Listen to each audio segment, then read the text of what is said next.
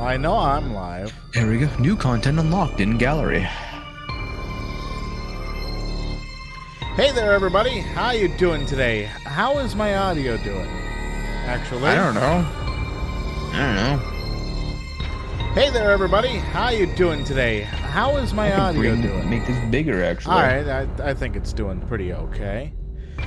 So we're here with new content unlocked in the gallery, but this is the end. We're 100%ing this. We're reaching the final boss, and I'm hoping that my skills are going to be good enough to finish this off, which means this will probably be about 15 hours in total, hopefully. Please, God, no.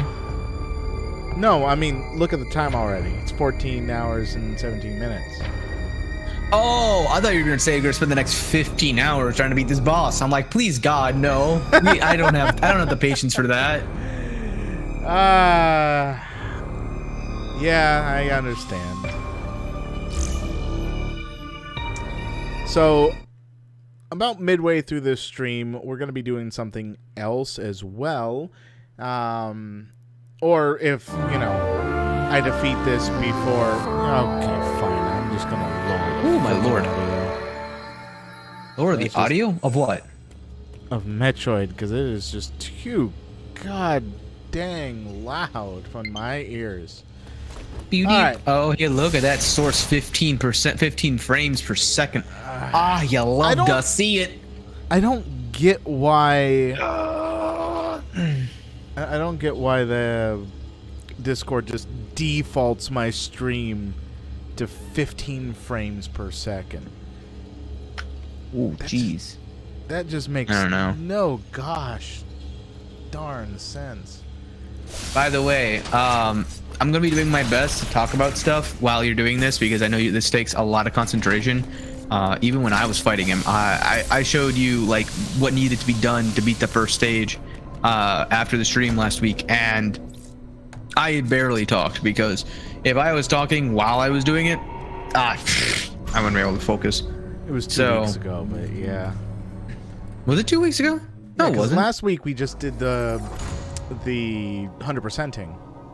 Yeah, but you tried it after that, and I thought I showed you like what needed to be. Maybe it was 2 weeks ago. I might be wrong on that. Yeah, it was 2 weeks ago. It was in part 5. Interesting. Skip. Right, so I'm gonna go ahead and try to talk while he's doing this. It's not my strong suit, but we're here to practice.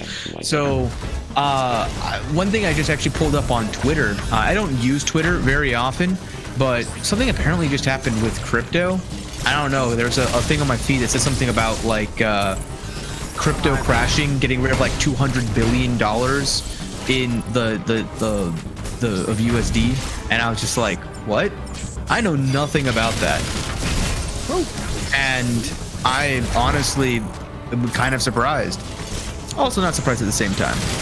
But enough about cryptocurrencies. I think something that's a little bit more my wheelhouse is actually more about the whole Microsoft acquiring Activision Blizzard. I think that's something that's going to be interesting, to say the least. And don't worry about this fight, because right now he's just getting back in the groove. Oh, he's already at the counter though. That was actually pretty neat. We're already halfway through stage 1, just further than we've got most of the attempts the last time. So that's encouraging. I would say you spend a lot of time away from him, whereas it might be easier to go and be close. Ow. Depending on your reaction time. So, going back to what I was talking about with Activision Blizzard, them acquiring, being acquired by Microsoft is just going to show like the potential. Like, the issue I have with it is Overwatch always is that game that I play so much of, I talk so much about, and it gets me so hyper, but it just never ceases to give me false hope. Like, every time I think that, like, this is, surely they can't, screw it up this time, right? What just happened there? What? I failed, apparently. How, what are you doing? Did you just fail twice in a row? don't think I did. You think you did? Ow, ow, I'm no impressed way. with how many times you failed the counters. Have you got a second monitor yet? No. It's something Well, I there's your need problem. to do. Oh, I am so boned. Yeah, get as far as you can though. Hey, there's some health, some free health. Get close to him. Gimme. Ah, no. Get away from him. Ah. Wow, that did not look like it should have reached you. That honestly feels like you got ripped off. I did. I mean, feel like I totally did with that one. To be fair, you took a lot of BS damage before that, led into that, but that one hit specifically felt kind of BS, not gonna lie. Oh, yeah. No, fight. Just because I'm 100% now. Yeah, obviously. Yeah. Well, I mean, you got to that point because you were 100%. You would have died like 3 hits before that if you weren't, 100%. Because you were 200 energy down from where you are now. The fact that it takes you more than like half a second to lock onto that also. The other thing is because you destroyed it there before you had taken any damage, all the drops are missiles. So I don't know, that's actually a Metroid thing that not many people know about. And that is, if you destroy something that gives you an item when you're at full HP, I know in Super it was the case, but I don't actually know about this one. But it should give you 100% drop rate of missiles. I'm like, as I'm saying that, I'm like thinking to myself, I don't know, oh my god, what happened to the frames? Oh, jeez. Network conditions. I didn't read the room. I'm seeing this at a solid 5 frames a second, maybe. Ah.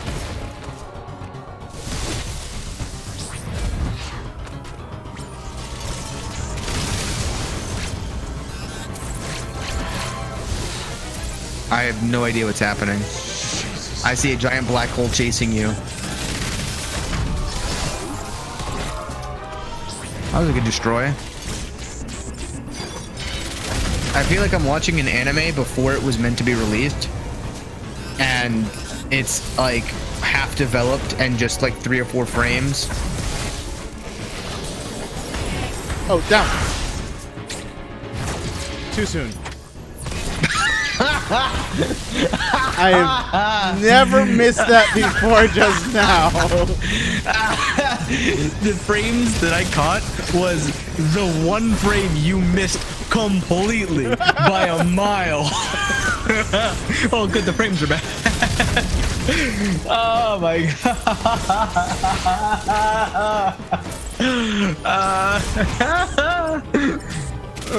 Oh, is he gonna get the last hit? Oh my god. He moves so slow in normal mode. It's so... You have to morph. Nice. Got it. Yes. Missile. Oh my goodness. So, going back to what I was saying before, now he's Super Saiyan. And you hit all 3 of his combo. Amazing. But going back to what I was saying beforehand was the acquisition of Blizzard. Nope. Again, it's like what one person described. It's just like an abusive relationship where it's just like every single time I think that it can't possibly get like worse, or like maybe there's some hope of like salvation. What? Oh. You didn't run into him, and he punched you in the gut. I've never seen somebody get punched in the gut more than you. Shut up. I'm sorry, like to me it's like an obvious tell, but my reaction time is probably about 3 times faster. That's something we should do on stream. Check out our reaction times. Also, bad buffer, dropped frames a plenty. Seriously? Who? What? Dropped Who? Where? frames? What? Now? Chat? That's where. Oh, your chat. Oh, I need to open that up. I keep forgetting. Yeah, goof. My goof. Oh, is it because I'm this? Well, I'm getting dropped frames like every single second. Like, it's just a drop frame. I'm getting like 5 frames per second. Still getting it right here? Right now, it looks fine. But when I was doing it on my end, YouTube I was better. noticing. I see. Wait, what?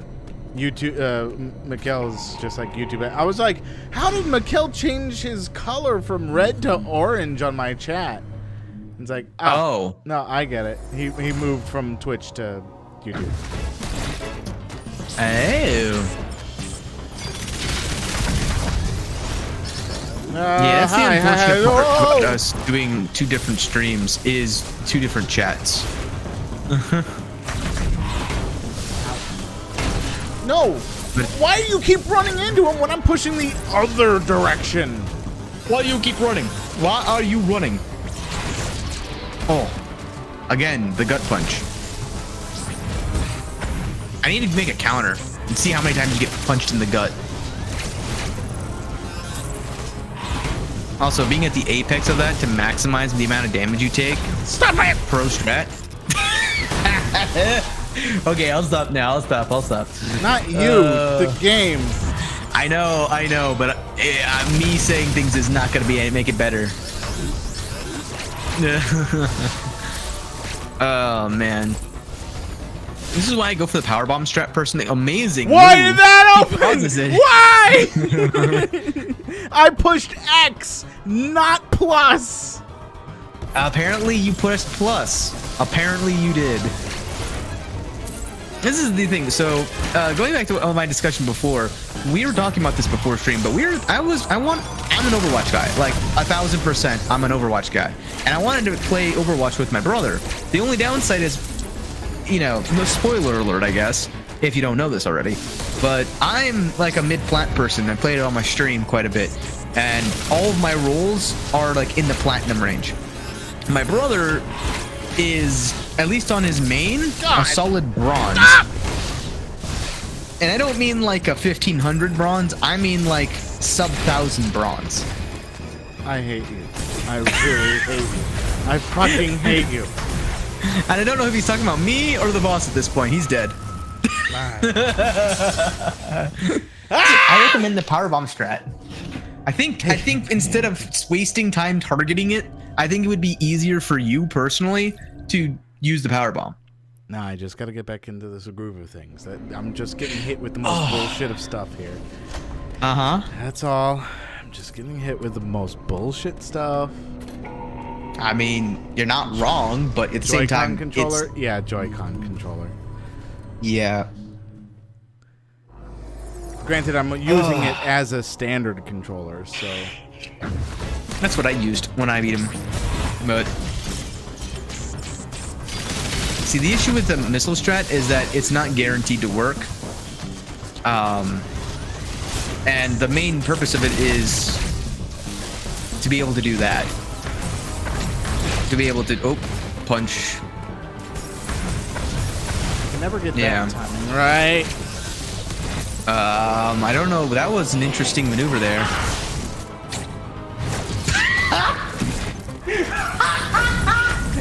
I'm sorry, I don't mean to laugh. It just catches me off guard every time. It's like you compensate for me saying you have bad reaction time by like the instant that it comes up, you're like, I'm countering. It's like frame perfect every time. It's amazing.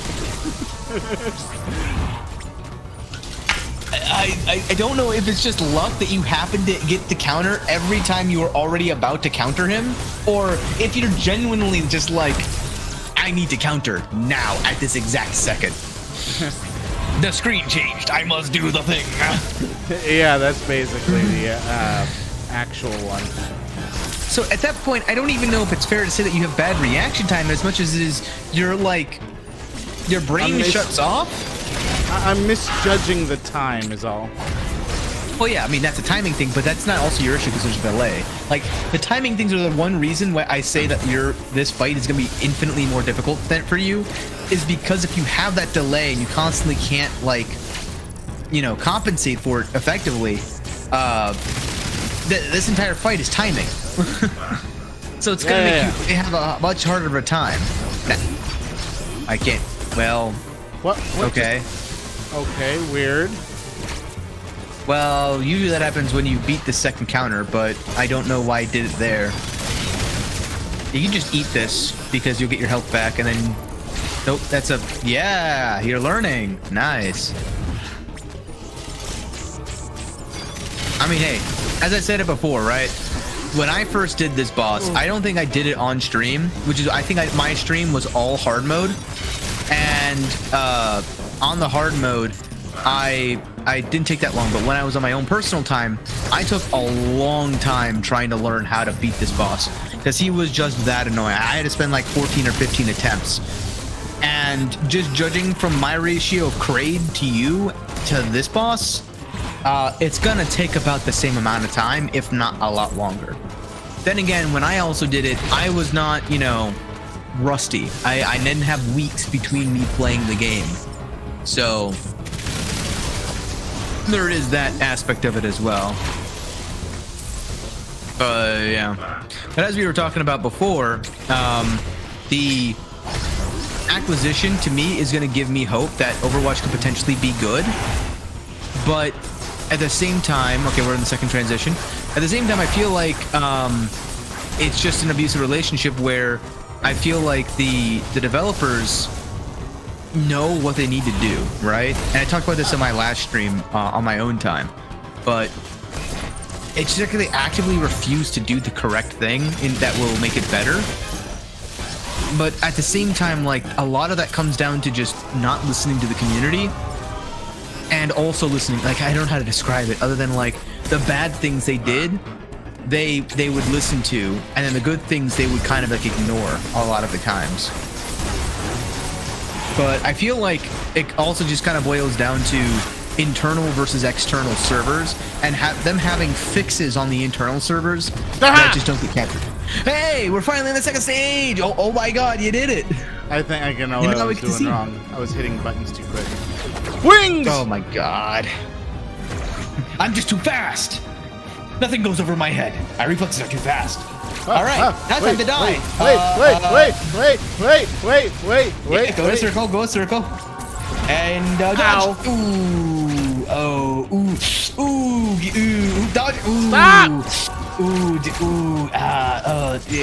He slams. Slamming. No. Shut up! I don't understand why you're being this way. What am I doing? What? Oh, you gotta get close to him, circle him. Yep, circle him with you. Yeah, with that. Just keep circling him. And then when he does his thing, morph ball. What do you mean? What's going on? Well, I was doing that because that's me trying to figure out what's going on and then you yelling at me does not help. I'm not yelling. In fact, I did the opposite of yelling. I was going, ooh. Hell, I didn't beat this boss on my original file, but my second file, which I got 100% items on. That's fair. That's fair. Yeah. Basically, I went into panic mode because I didn't know what was going on, and then you're telling me what to do, but my mind was focused on trying to get this done, and it was just like, To be fair, when I was telling you what to do, I did that after you yelled at me for yelling at you. I didn't tell you anything. I just went ooh repeatedly, and that's when you yelled at me. So I decided to start telling you what to actually do because I figured, well, okay, if he doesn't want me to be like, you know, oohing and awing. That wasn't what I was doing. What I was yelling at was the game. Yes, I 100% get that. The main things were when he does his dash to the right and left in his wing mode, you have to morph ball or jump over him, one or the other. When he does his stomp, you Aeon flash to the left and right after he signifies he's gonna do the stomp. If he does his mega cannon, you just have to dodge it and then shoot him while he's mega cannoning. And when he does his small like blaster machine gun, then you're gonna want to go in a circle around him with screw attack. Morph. Every time! It's so funny! I don't know why it's so funny, you just said it! It's like Samus going, hurrah! I'm ready for ya! Swing and a miss! It's like that meme of the me who's playing sports, baseball, and it has like Babe Ruth's me character, or no, his name was Blind, and it was just Blind, and then they goes up to pitch, and he just swings like instantly, and then the ball comes at like the softest, like slowest pace possible. Amazing. And I don't know why the targeting took so long there. That was kind of weird, not gonna lie. It's always been this long. Well, no, when you were targeting like the storm missile on that black hole, like it didn't go for a hot second there. Well, that's unfortunate. Give me. Do. Yeah, you can eat this and you'll gain health still. Not a lot of health, but you'll gain it. Nice. What was I talking about? I was talking about something before I started oohing and ahhing because you had the second stage. Overwatch. It was Overwatch, yeah. I was thinking about the acquisition and how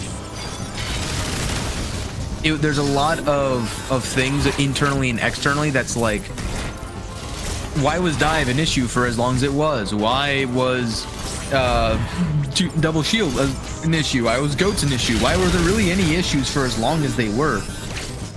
And the answer always boiled back down to the developers were playing a different game than what the community was playing. Ooh, that's a gut punch. We're up to, I think, 4 at least. And I'm excited with the Microsoft acquisition that maybe, potentially, that environment's going to go away only because of some of the latest patches. But at the same time, a part of me is like, I've gotten hope before, and it didn't pan out. So I'm not that, like, gung-ho about the changes, but I'm excited to see that it's potentially happening because they've already started listening to content creators more than they used to. That's good. Yeah. To me, it just feels like Microsoft is the Disney of video games right now. Yeah, now they're the third largest gaming company in the world. Second only to Tencent and Sony. So, yeah. I'd say Nintendo. You know what? No. I looked this up, actually. It came on my feed. Nintendo is, because Microsoft has PC, Xbox, and then, you know, next to PlayStation that has PC games as well, and then Tencent, which has like Riot with League of Legends mainly, and Valorant now. Like, Riot is 2 of the biggest esports, and there's not that many big esports out there. And the only ones who compete with them really is the Counter-Strike community, and that's Valve, right? So like the next one of the 3 biggest like esport communities just is not one of the big contenders because it's Valve. So it'll be interesting to say the least to see what happens, because here's the thing. MOBA, in all honesty, is the biggest like genre for esports in general, and Microsoft, a non-esport company, just acquired Heroes of the Storm, which is honestly not a terrible MOBA. It's just unique. It's completely different than any of the other MOBAs out there. And there used to be a whole scene before Blizzard went X-nay on the whole hot-nay, and I would be excited to see a professional hot scene come back just because Microsoft acquired them. But I don't know. That's I think that's going to remain to be seen. I also think if Microsoft just says, screw this, we're going to let them have their own freedom, that'd be another like glorious thing, because I feel like a lot of the internal strifes come from the Blizzard development team having to split their time between what they want to do and what they're told needs to be done. There were some tweets that were like, hey, we can't do what we want to do and get it on time because you had us do these other projects. And then you said those projects turned out terribly, so you told us to stop it. So we stopped it, and we lost months and months of progress. So it'll be interesting to see, especially with the latest experimental card that was like, hey, here's what the community won. Here's 3 top 500 players one from each roll, making changes. Nice. Back to second stage. We're consistently getting back here now. That's good. Now you just gotta learn these ones. I mean, hey, that's 2 times in what? Less than 30 minutes? That's more than the entirety of the past 2 streams. That's Mega Cannon. Yep. You'll have to learn his new tells. So when he like charges up, it's 1 or 2 things. That's a stomp for sure. Nice. And there's plenty of time to hit him while he's doing that. You just Aeon Flash once. More fall. So when he does the big wing spread, that's when this is yeah, screw attack. You have to go in a circle around him. Okay, he stopped. He's gonna do it again. So just keep going around in a circle around him. Nice. Well, you teleported on my screen. Nice. He's gonna mega. Yep. And you'll learn it. I'm gonna stop now, Morph. Close. Just because I want you to get used to it on your own. I don't want you to be like listening to me. But you came in with a lot more health, so I think you're getting a hang of it like right now. Like even if you lose this one, it's just a matter of like time before you realize like what is gonna be. So that last one, it is hard, but if you can master the distinction between the Mega Cannon and the like Gatling gun, you'll want to be the difference between them is you want to be close for one, and you want to be fast far away from with the other one. But I would personally recommend just whatever direction he's facing, like Aeon Flash towards him, because worst case scenario, you'll end up close to him and on the opposite side of where he's firing his Mega Cannon, or he'll be doing his mini Gatling gun and you'll still be close enough to him to start circling him, if that makes sense. Ooh, whoa, whoa. I just went 2 times speed there. Give me black hole, my god. I mean, yeah. Nice, nice. But yeah, I don't know if I should spoil it, but I think we were thinking about doing a duo tag team in the future in Overwatch, is why I'm bringing so much of it up right now. That, and I love it. So that is just the other wholehearted reason why I love, you know, talking about Overwatch.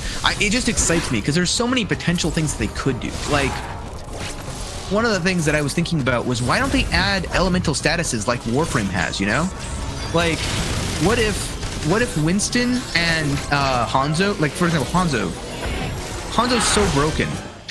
The first thing they need to do is remove all one-shot abilities. Make it so, like, for example, let's start with the most annoying hero, Widowmaker. What if they made Widowmaker not be able to one-shot headshot, but she did like 90% of most heroes' health, so like 170 damage on headshot fully charged. But when you're hit with a headshot, you're revealed to the enemy's position. Like, whoever gets hit by it, their position is revealed as if they had vision, like the infrared sight on them, where they hit a venom mine for like 2 seconds or something. That way you signify to your entire team that you just hit this person and he's low. Oh, so close. That would fix a lot of Widowmaker's issues, because she can then become more on the front linesy. Like, you could increase her escapability while still giving her a lot of like damage potential, right? But now as an opposing person, you can, unless you're Tracer, you wouldn't need to worry about being one-shot blindly out of nowhere. And honestly, I feel like the health pools being changed around is another thing that they could totally work on. Like, what if Echo and Pharah, because they're airborne type people who are very agile and able to move in 3 dimensions, nice, we're back here again, nice. What if they were able to, like, have 175 HP because they're assassins? Same thing with, like, maybe Genji. I feel like that would make it fair, and with 170 being the maximum by both Hanzo and Widowmaker, and even Doomfist, that would make it so that way even those guys could still survive a headshot, one shot. And then you would still have heroes like McCree and Reaper to kind of counter the snipers, because they're beefier and tankier. And then there's the whole concept of elemental stuff. Like, what if Hanzo only had, 40 or 50 damage per storm arrow, but they were charged with electric, so they no longer do headshots, but they deal double damage to barriers because they have an electric affinity. And then you make it so Winston's really good at barrier break, because he has an electric affinity as well. And then you give people like Junkrat and Farah a fire affinity, which will just deal like 5 damage over time for 3 seconds. Butt clenching, isn't it? You're getting better though. You lasted a lot longer that time than you did the previous time, and you got back there twice in a row. So, looking good. I knew what I was doing wrong when I was hitting those counters, so... Yeah, it helps. Yeah. And that's only going to be more helpful later on, too. Because that's this entire game at this point, is just counter after counter after counter after counter after counter. So you need to get that timing down. And there's no health drops in the second round, it feels like. Yes. That is correct. And on hard mode, every single one of his hits deals like a third of your HP when you're at 100%.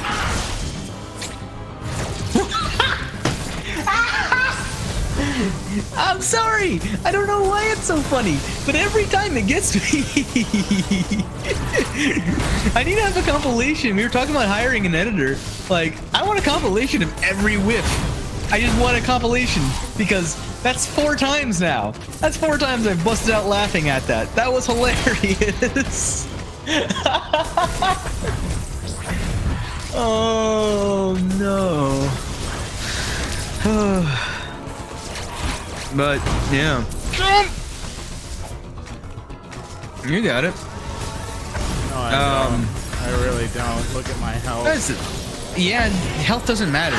You can get hit like when I was on my hard mode runs, I would have times when I would go like the first 2 hits of the game were me being hit, not even being able to hit him once. And then it'd go on to get to like halfway through second stage. Just because I didn't take a single hit after that. Oh my god. What the fuck? I literally, he just teleported halfway across the screen on my head. And now you've gotten to that second animation twice in a row. That's good. Nice. And we're to stage 2 again, 3 times in a row. See?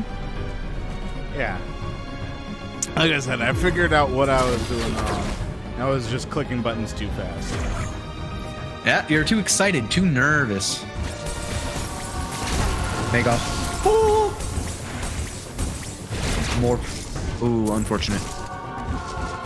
Morph. Or slide. Slide works too, actually, yeah. Ooh. Chose the wrong direction there. Nice.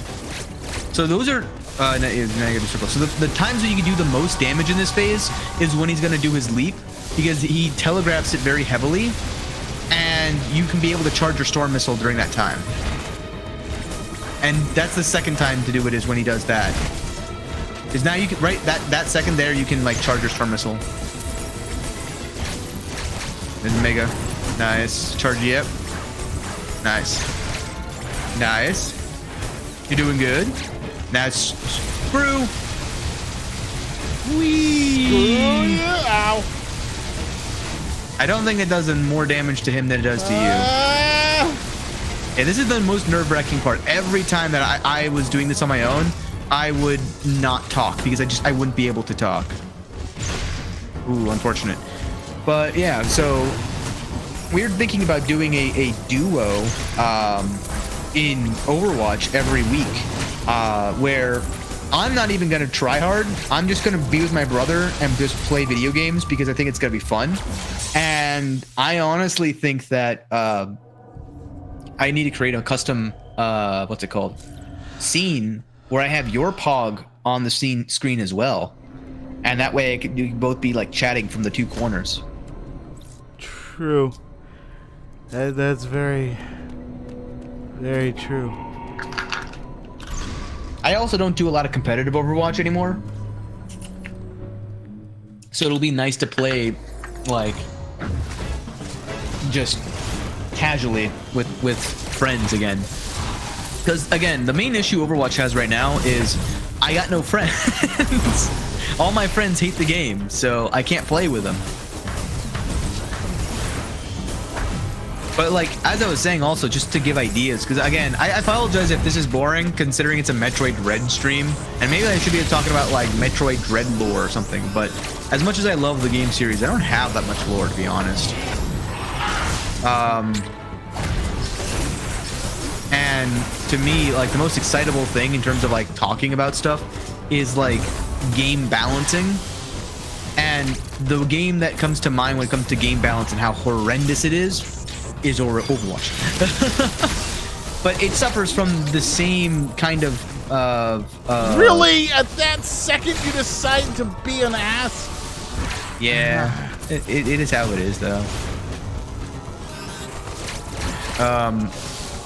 But I feel like that is the game that, if you want to talk about poor balancing, it's sort of, there's a stigma that goes around with it. Ooh. Yeah. So hold on. Hold still. I need to stop moving to aim. Nice, nice, nice, nice, nice, nice, nice, nice, ice, ice, ice, ice, nice, nice, ice, missile, ice, missile. There we go. Yeah. Second stage. 4 times in a row. I feel like Sans at this point. How many times have you tried this? Would be twice. Quad ice. Wings. He's an angel. Oh, this thing. Nope. I hate. It plays into your #1 strength, though. You know, screw attacking and space jumping. What? You don't like screw attacking and space jumping? I tried to say words and then I couldn't. And you're good at eating that. Oh my god! Like, you dodged it like perfectly, and now it's just like all gone to hell. Hey, there you go. Nice. Because I wasn't focusing on it. No, yeah, I was gonna say, just focus on dodging for now. Don't focus on necessarily hitting him, because if you get good at learning how to dodge him, the learning how to hit him comes next. God! Morph. I don't know why I keep Aeon flashing. I don't know either. You honestly don't need to Aeon flash for majority of this.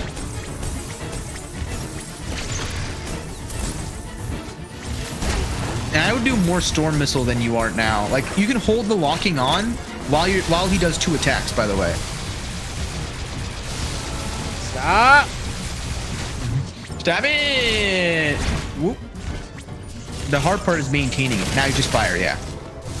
You do a lot more damage that way, because technically I believe he's machine, and your Storm Missile does double damage or something to like machine enemies. And I think technically he has part of that in him. So like, your strongest attack is your Storm Missile, by far.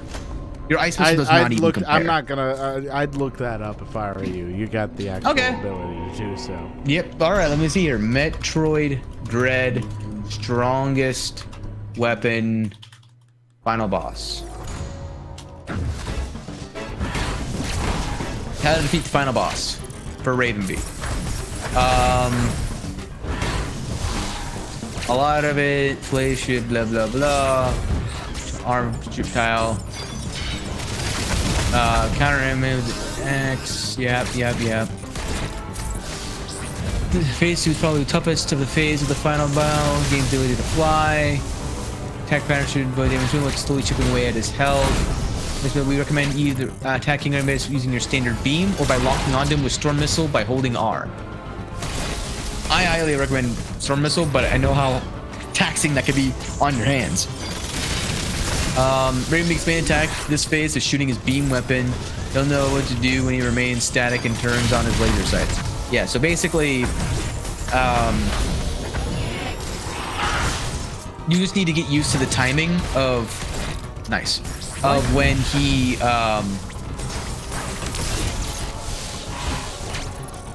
if you get used to the timing of when he does that, when he does the,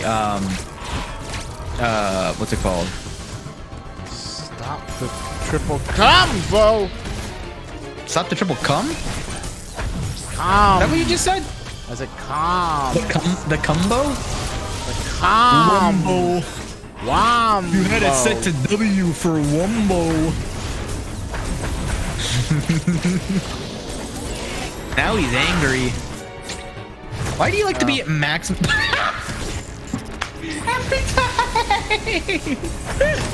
Oh, fuck it. Just Kill me. Just kill me. Fire, no, don't give up. Don't give I gotta pee. I screwed up so much during that fight. Oh, I'm gonna be right back. Oh my god. Oh, I gotta pee. Then go pee. Oh my god. Just go. Alright, I'm gonna try this by myself without talking. I apologize if it's gonna be a little boring, but I'm gonna try to be as final as I can with this.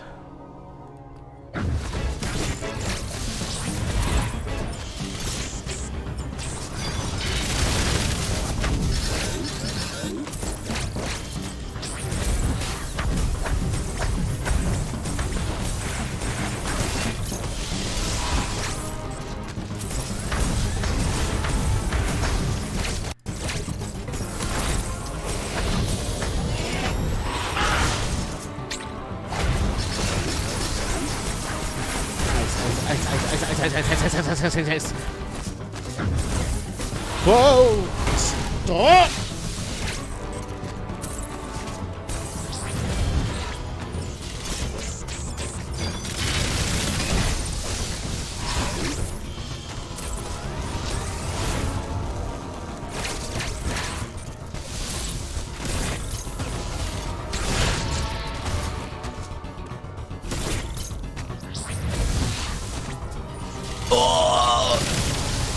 I'm back. I had a bit too much of my mega gallons of water and laughing too hard that I'm gonna pee myself. Taunt me! Oh. Taunt you? Taunt. What did you just say? Taunt. Taunt me! Get talking, you little bitch. I want to put you in your damn place. Ice, ice, ice, ice, ice, ice, ice, ice, ice, ice, ice, ice, ice, ice, ice, ice, ice, ice. There we go. Oh man. Back to the stage. So chat, when are we gonna tell them about stage 3? There is no stage 3. Oh, maybe you'll have to find out.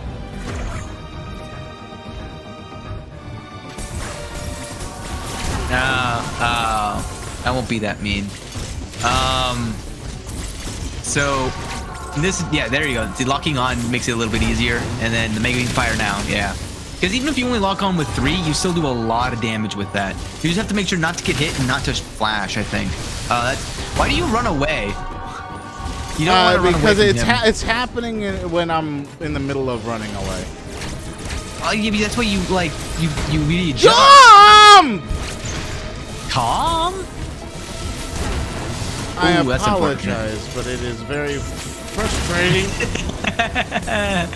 Trust me, no, I get it. Now you know what it's like when I play Overwatch with you. This is the reason why I sound mad. I'm not actually mad, but I sound mad. No, I'm mad. Oh, you're mad? I'm mad. Mad at who? The game. At the game? It's the game's fault that he's firing a laser beam at you?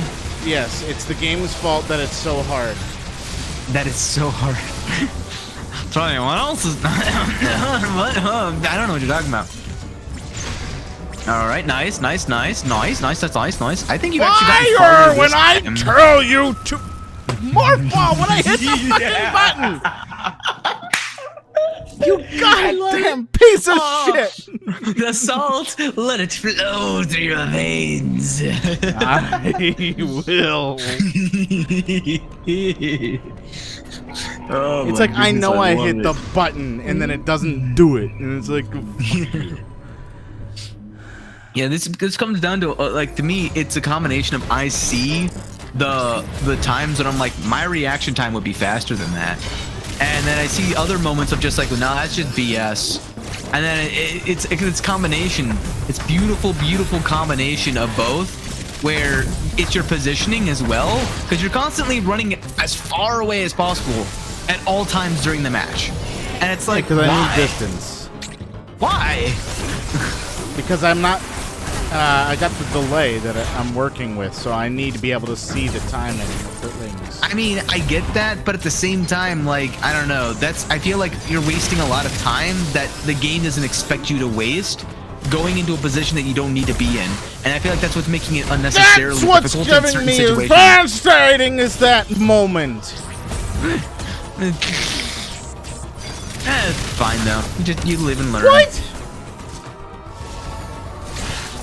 And then, see, the issue is if you don't just take a deep breath and be like, all right, it's going bad midway through, you're just gonna make yourself perform worse because you're constantly frustrated about how BS the game is. So you gotta just sort of like ignore it and then, you know, recompose yourself.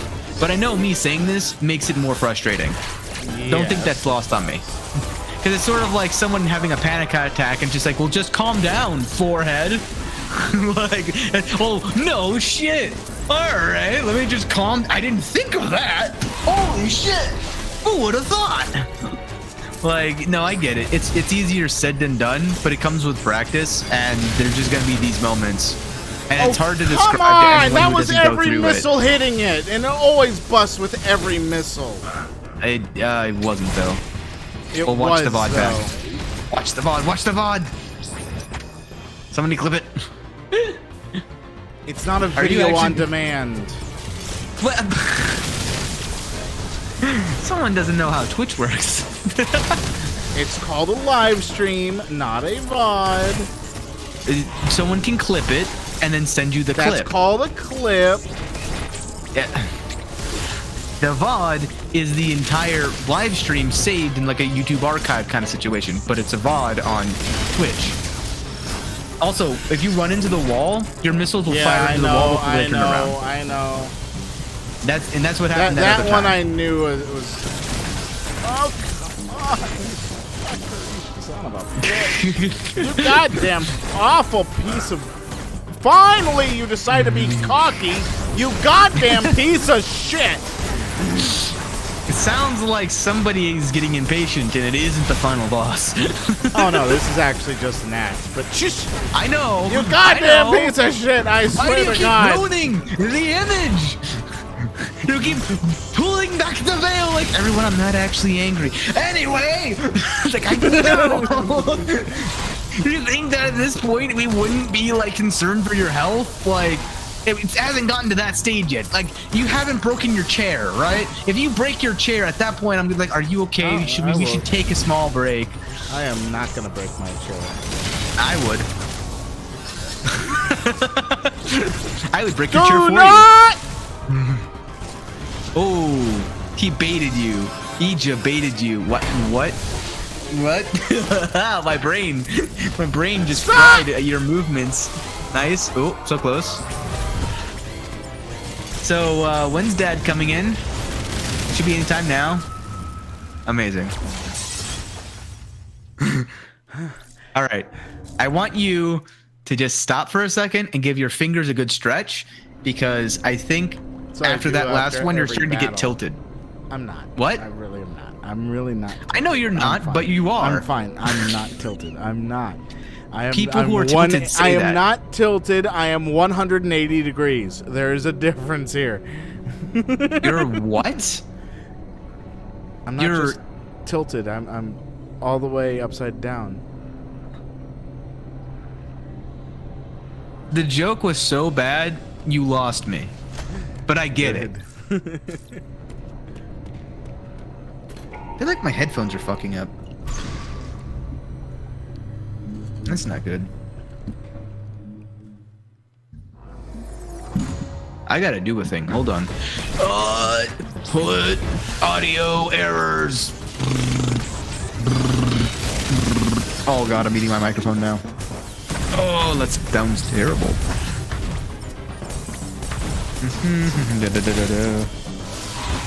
I think it's working fine now. Potentially. Maybe. I don't know. I jumped. I jump. Sideways. I jump.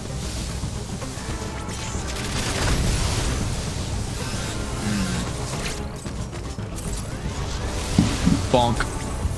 Alright. Going back to talking about nonsense. If we were to decide to actually do Overwatch stuff, I wonder how much it actually would generate interest, because I think I'm honestly curious. I see a lot of really good players play the game, and it's very entertaining because of how good they are, and you're able to actually like learn from them. But I'm honestly curious about the opposite perspective, like a genuine bronze player. How entertaining would that be? Like, I feel like it actually would be on par just because of how silly you'd have so many silly things happen in every game that it would break the minds of like majority of the people who would watch them. At least majority of the top tier players anyway. Well, no, anyone above bronze, you would break their brain. Like, I have watched a lot of bronze stuff lately just because it seems like that's where most of the highlights come from. And I think it was just to highlight to the higher level players, guys, you know, there are differences between ranks, and like the things that everyone thinks is just like normal. Like, I can't tell you how many clips I've seen of Flats, a main tank player who just watches a bronze VOD, and he has to like determine whether or not it's an Eagle VOD or not. But there's just people he's consistently found where they just have these AFK moments. And I know it very well because I used to do it all the time, where your brain you just lose focus. You just forget what's happening, and then you snap back into the game. But for those moments in time, you're just like walking in a straight line, or you're just walking from point A to point B without thinking about anything on the game. You're like thinking about what you're gonna have for dinner or something. And in those moments, like sometimes it's okay to do that, sometimes it's just not. And a lot of times the bronze players will just stop moving altogether. And I think that is like a big tell whether or not you're like at the level of bronze or not, right now at least, is those moments of AFK-ness, which you can also kind of like correlate to being a like low reaction time, because it feels like it's directly correlated in a lot of cases. So I don't know. I feel like it'll be interesting if I were to like do it with you, because I want to practice some of my lesser tanks, and I think the easiest way to do that and some of my lower supports, like if I play Lucio with you playing Reinhardt, or if I play Zarya with you playing Reinhardt, you know, or you playing Winston with me playing Zarya, both of those would be like beneficial for both of us. And honestly, I feel like in a lot of cases, I'm at least like I'd probably be a silver Zarya, to be completely honest. Like, my Zarya is just god awful. The only thing that I have on her is that I have mechanical skill, because my main's Widowmaker. I kind of need mechanical skill. My game sense is 0 though, because I panic too much, and that's something I need to work on, is how much I actually panic whenever I play at my tier. But it's like me practicing Genji. My Genji is probably silver as well, because I end up having a moments where like I can just kill you, or I could be in a situation where I think I'm gonna kill you, but they have a normal reaction time, and I go, well, that's a Genji, let me kill him first, and I can't really do anything about it because I can't land half my shots. So I think that it would be entertaining to watch and good practice, and it wouldn't be an unfair like smurfing kind of thing either. The only thing is that, technically speaking, because this is the issue Overwatch has, is the MMR in general is just kind of all over the place. Since I can play D.Va and have a pretty decent MMR playing D.Va, but then the second that I play Zarya, which is another off tank, which is for a different meta, like I could be a horrible Zarya even though I'm a god tier D.Va. The difference is sometimes, you know, D.Va is able to play 90% of the time. Other times, it just becomes a Ryan Zarya meta, and D.Va can't be played at all. Or actually, the inverse is probably more true. D.Va can be played like 90% of the time, and Zarya is not played like at all. But if you're a good Zarya, you can play her in situations where she's not supposed to be able to be played. So it's one of those like. Hold on. What? I'm not live. Here's your Metroid DNA. Are you not live? To become a Metroid. No, I'm. Ordinarily, It looks like I'm this would live. have happened Ish. immediately after the DNA Live-ish? transfer. What does ish mean? No, wait. I think I'm live. Yeah, I'm I'm live. looking at your thing right now. What Yeah, you're is- live. Oh, okay. You're live on Twitch at least. Oh, I see. That's where the button is. End stream. Gotcha. Wait, what? I was looking at Are you- my Streamlabs, and it just, my mind was going, wait, it's not indicating I'm alive. No, Oh. it is. My brain So just- something else I need to double check. My Streamlabs is using like 37% of my CPU. I need to figure out why it's doing that. Why are you not using Storm Missile? No reason? Got it. Because it's faster sometimes for me to just do this. Okay. It wastes more missiles though. That's also the exact reason why I power bomb those, because it's not. Oh, that's unfortunate. Yeah. Technically you can counter that, but I've never been able to actually do it myself. But you keep running away so far that you're able to actually have time to do it. I never had time to do it. Bonk. Stop! Bonk. Yeah. I'm sorry, every time you say that, it's all I think is, no, stop. No, let me stop. Let me also. Nice eyes.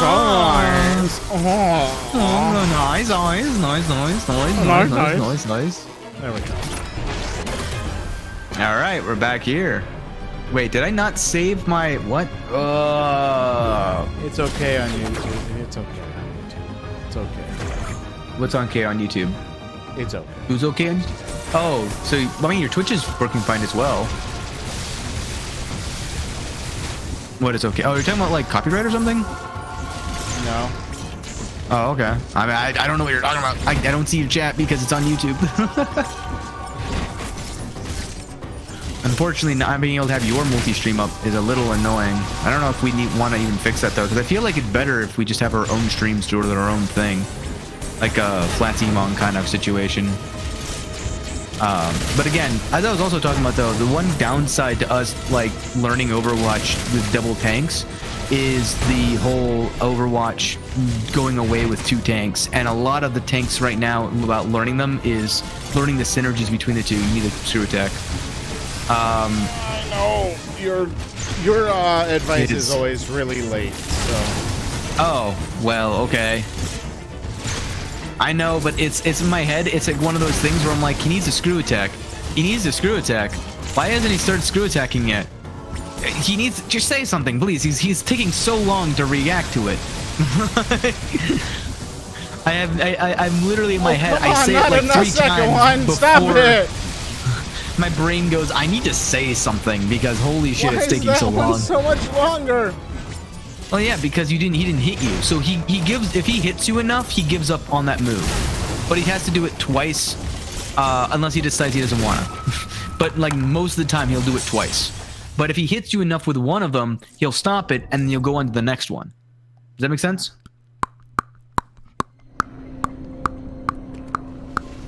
If you suck bad enough, he stops early. Otherwise, he'd just kill you. It's supposed to be a form of pity, but it throws your whole balance off. I get it. Uh-oh, I'm getting the silent treatment now. Oh, you didn't actually hear what I was doing? No. Discord's too good at what it does. I heard nothing. I just hear... Yeah, that was it. God fucking hell! I'm trying to do the storm missile technique thing that you keep telling me to, and it just does not work. Why did that take so long to open up? Oh my god.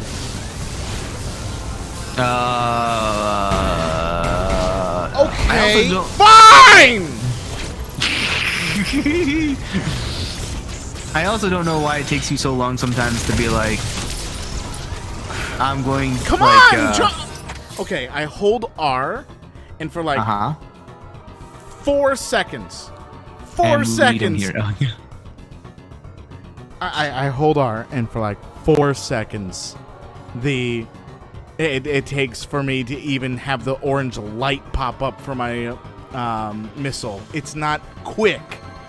That's why I don't do storm missile as often as you might think I should. That's fair. That's fair. But okay, you're not gonna keep it paused. Never mind then. I was gonna go ahead and give it a little bit of advice there. Okay. In that case, it is so bad, your delay, that it is almost unplayable. No. If you have a 4-second delay, that's like having 4,000 latency. That is what we would call unplayable. That is called an over-exaggeration. Okay, even if it's an over-exaggeration, I'm saying if it's not an over-exaggeration, then it's called not the unplayable. game's. Again, it is not the delay between when I hit the button and then things happen. Because when I move, it's just fine. When I fire my standard missile, it's just fine. When I fire my gun, it's just fine. But when it comes to the targeting for the storm missile, it takes like 2 seconds before it ends up actually starting its targeting process. That's a different thing, though. The difference is, you said before, the orange light shows up. Yeah, the orange That's light, a delay the of the targeting game. process.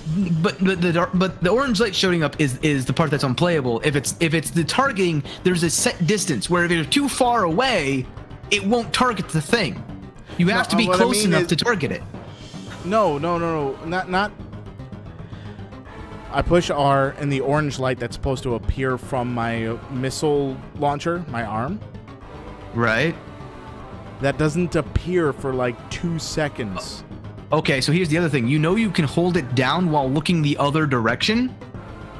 Yes, and that's what I've been come up doing. during that time. That's what I've been doing, and it just takes a bit. That's why. Oh God! And then when I jump, I swear I hit jump at just the right time to get hit. I mean, you're not wrong, but at the same time, you are correct. I don't know. There's nothing more to be said there. You are indeed correct on that. See, this is also why I was saying, like, instead of doing storm missile, do power bomb there then. That might be more consistent for you. Power bomb is just as bad as storm missile, if not worse, because then I have to go into morphball and I'm defenseless. All right, do whatever works for you, because those are the two strategies that I've seen online and what I've done in my own stream to beat hard mode. I don't know what else to tell you. Those are the two things that worked. Like, and the only other thing is to get good. That's basically it. I gotta get freaking good, and that's what I'm trying to do. But getting angry at me is not gonna help me. I'm not getting angry. You're the one getting angry for no reason. You made it to second stage with only like 3 bars of health. Like that's a good thing. No, it's not. I only got Yes, 3 bars of health. I'm gonna die so fast in this. Maybe you get to practice it again. Now just remember, don't run away from him. Because in the first stage you run away, in the second stage you don't. Or you run into him, I guess. That works too. No, okay. I didn't run into him. He ran into me. God! Why are you? No! Again, it's a split second when it happens. You have the benefit of not actually playing right now. I mean, you're not wrong, but I've also beaten him twice, so I know what you're going through. Ooh, wow, you shook a little when you got hit there. I didn't actually notice that detail. When you die to the Mega Beam, you like shake upon death. I think he's shaking in his own chair right now.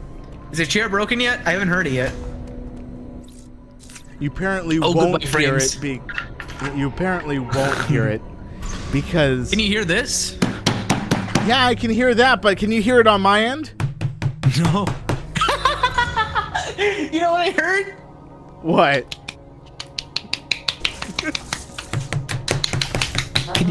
Can you hear that? Yes, I can. I'm like, what is he doing over there, brother? Immediately after the DNA transplant. It's like, do you hear that? No. No, not you. Who then? Who? Tell me. Who do you want to hear that? No, I was yelling at Dad. Oh, Dad. Oh, man. If it's loud enough for Dad to get concerned, then I'm concerned. Whoa. Ah. Oh, he managed to dodge the undodgeable? The worst part is, like, I'm not normally the one in the position. Like, we've established a long time ago, if we were to do this again, our mindset coming into this was like a Game Grumps kind of ordeal. But we've distinctly proven our mindsets. I am very much more an Aaron Hansen than my brother is. And he's very much more a Dan Avedon than I am. I don't think that's the case at all. I see inklings of both in both of us, and that's because we're not them. But at the same time, when it comes to just pure skill alone and pure rage alone, I think that is very much the case. That being said, I think you get angrier than Dan does, but I think that's because Dan doesn't play games as much as Aaron does. Well, again, so he doesn't show his rage. Again, I'm working on a bit of a delay while trying to do this. I know I'm really good at this game when I pull it out of its little holster. It's not an excuse. Here come. No, it's not an excuse. I'm telling you that I'm actually really good when I pull it out of the frickin' holster. That's all I'm saying. It's not an excuse as to why I'm doing bad. It's more of an explanation as to that I am good. And your judgment. I take it all back. I take it all back. He is absolutely Aaron Hansen, and I'm absolutely Dan Avedon. Because in our own time, I will say I suck at a game, and apparently my brother says that he's great at the games. And that's the exact things of what Dan and Aaron would do. I'm good at this game. I'm good at this game, I swear. It's not me, it's the game. I'm doing terrible because the game is terrible. I'm not doing terrible because the game's terrible. I'm doing terrible because... I'm doing terrible. You don't understand. Fuck it. I'm just gonna get hit. I'm just gonna get hit. Just fuck it. No. Keep going. Keep going. I'm laughing too hard, you asshole. I can't. No, I've lost all my motor control. If you had missed that by a mile, I would have fucking lost it. Oh, he's already in golden. He's already golden Freddy. Like you're doing good. You're halfway through stage 1. No, I'm not. It took him forever to get to this stage. Oh yeah, and Storm missile, right? I was drinking water, you ass. I don't know why it was so funny watching you just stand there with Storm Missile out like he's gonna do the black hole, standing in the fucking phase-on radiation. Like, nah, he's gonna do it. He's gonna do it. I know it's coming. It's coming. I swear he's gonna do it any second now. Loses 188 like HP. Like, what the? All right, let's take a breather real quick. Oh man, you want me to do commentary over this? How the heck am I supposed to do commentary over this?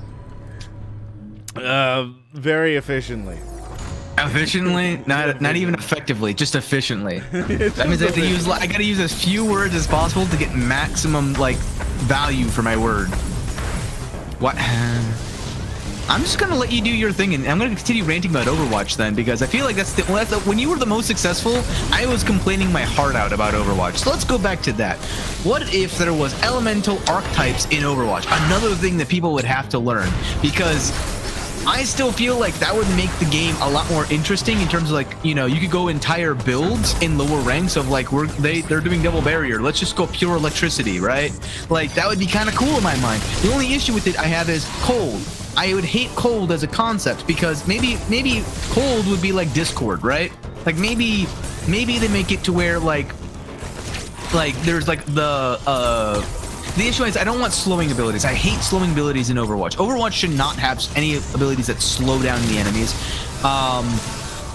unless it's, you know, like a equivalent of like the Junkrat trap. I would be totally okay with removing abilities that immobilize you in favor of slowing abilities, because I would rather be able to move than not move at all. Like I move slower than not move at all. But I would hate that concept in general. But I would say that if you're able to recover, then it won't be nearly as bad. Because as it stands right now, the amount of sheer damage that sim turrets do to you while slowing you is absurd. And Mei being able to one-shot most heroes after fully freezing them is absurd. But I think they did the right thing where they made Mei able to hit multiple targets with her ability, and it would still kind of fit in perfectly with everything else with the cold attribute.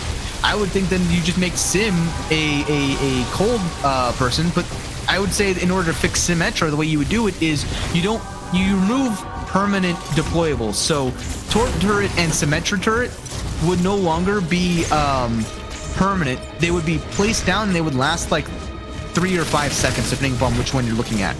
And for those 3 to 5 seconds, they have auto aiming abilities, but they only last for that long. So you can't place, turrets on the top of Hanamura point A and make it so Ryan literally can't step onto point because he can't swing his hammer to get in there. And when he pushes in, he just gets attacked from above from something he can't kill.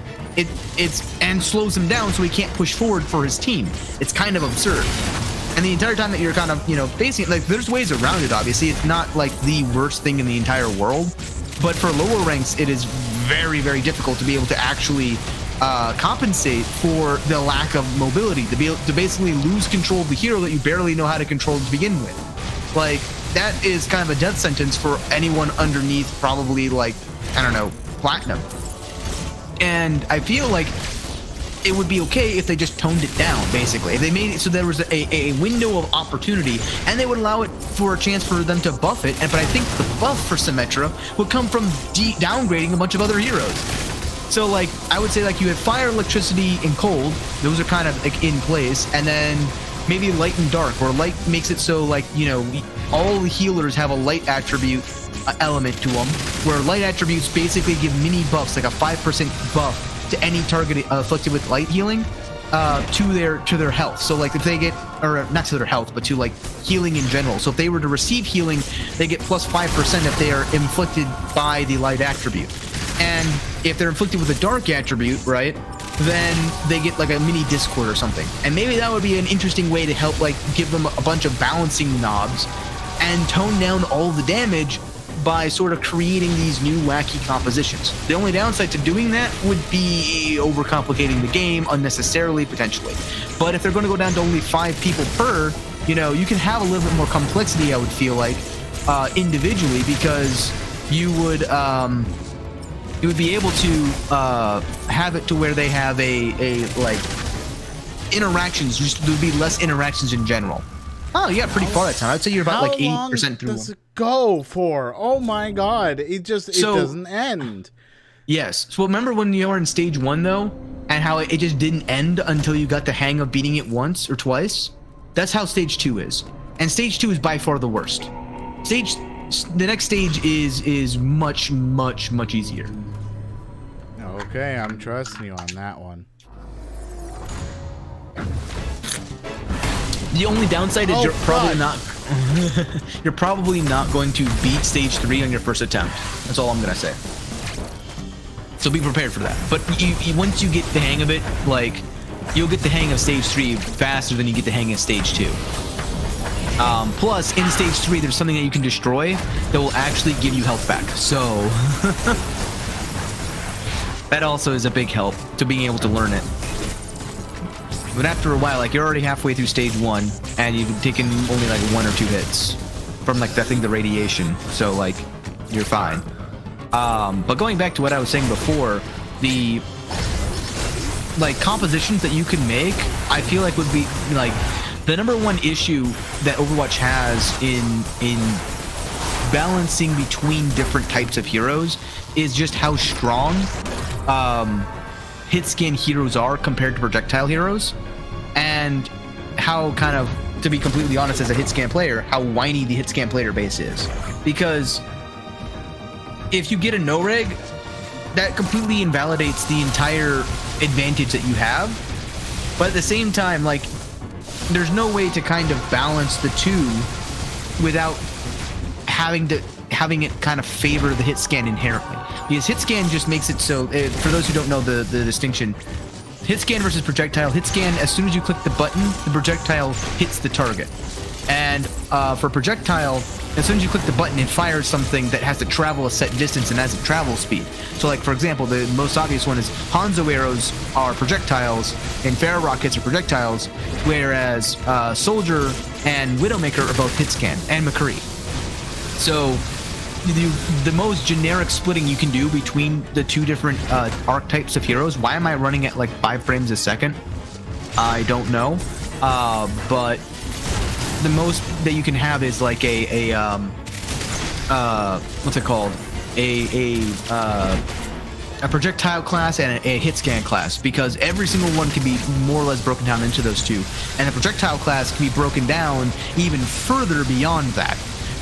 Because you've got things like Junkrat's grenades, and you've got things like Ferris rockets, and you got things like Genji's shuriken, and you got things like Hanzo's arrows. All of them are different types of projectile.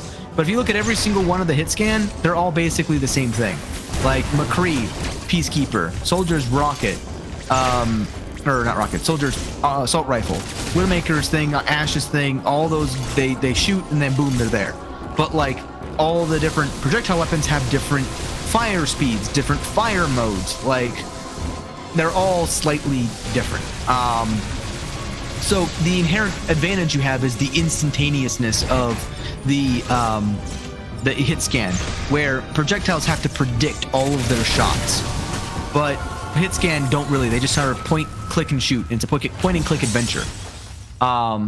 So having to balance that is a nightmare. But if you give less elemental affinity bonuses, essentially status effects, if you will, from Warframe, to the hit scan players, like, now there's even more reason to play projectile. That being said, what it's going to do is, at the lower ranks, hit scan players are just going to be like underpowered, completely underpowered. And I think that's actually better for the health of the game, aside from maybe McCree. I think McCree or Soldier 76, even Soldier not really, but one of those two, if either of those two are really good, then you're doing good in the game in terms of hit scan. But at the same time, the issue with McCree is his flashbang in general. But that's the thing, you can tune it by making flash really powerful, but then giving the enemy a light attribute, which makes it so that they get healed more if they don't die in the next couple seconds. But I mean, just random ideas that come into my head. But I think, like, for example, Widowmaker, being able to headshot, see people through walls upon headshot, that would make her very balanced without removing her disadvantages.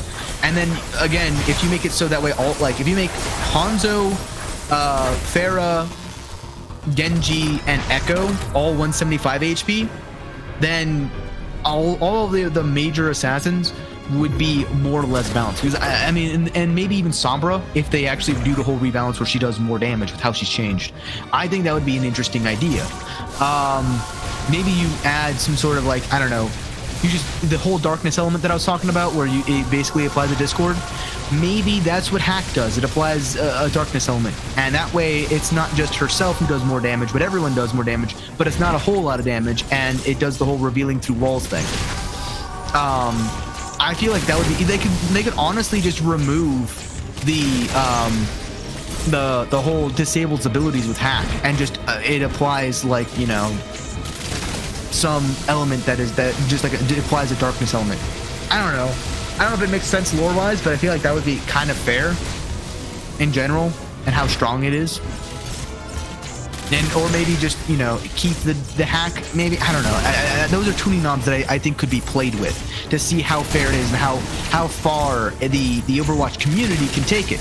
But the one good news is the community, it seems like they're actively, the major change Microsoft is trying to implement is the change to the community's communication, where right now the Overwatch devs don't communicate at all. And they want to change that. They want to make it so that way when a streamer says, hey, this is kind of BS. Hey, you know, why is there no community report system? Why is there no, you know, community monitoring to help catch some of these cheaters? They changed that eventually, but why was there so much, you know, pushback on doing that?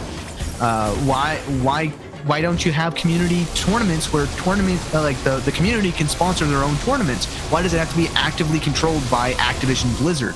How does that help the game? It makes no sense. Things like that, I feel like having more official community, like, sponsored tournaments, or just non-sponsored tournaments in general, would greatly benefit the game. Also, free to play. Why hasn't that been implemented? There's so many things that like are like potential things on the board now that Microsoft has acquired Activision Blizzard for Overwatch specifically, and that's not even including the other titles. But the question now becomes, does the Microsoft acquisition actually mean all of those things are going to come? No. It just means that there's a greater potential than when we were underneath the whole Activision Blizzard titles. And it all depends upon how Microsoft treats their esports scene. And honestly, that goes back to my original thing about HOTS, where I'm like, you know, wait, hold on, hold that thought. We're going on to the next phase. He tore off one of his wings, and so he decides he can't fly anymore. This will just get in the way. Rip. Okay, Piccolo. Here we go. Final stage. He summons the sun. You can destroy that, by the way. You can destroy that. Yes, that's the thing that you can destroy that gives you back health. Get off of fucking me! I would also power bomb it, to be honest. And that's back to the radiation, and then he's gonna get close. Yep, same idea. Nope. What was that? That was a mega dash. So, as I said before, it is easier than the second stage because he's not flying and he doesn't have a bunch of bullshit moves that make him hard to hit. Is there a fourth stage? Technically, but the fourth stage is like the ME6. Okay. Or ME7 technically. Well, there's a counter. Your favorite thing. My favorite. Or my favorite. I mean, hey, at least it's not a speed booster.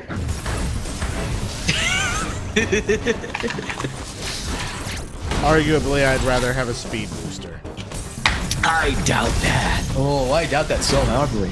After how you reacted to every single one of the speed booster things that you ignored, basically, or rather you didn't get before. I mean, and how many attempts it took you to get those things? By the way, I'm back to 5 frames.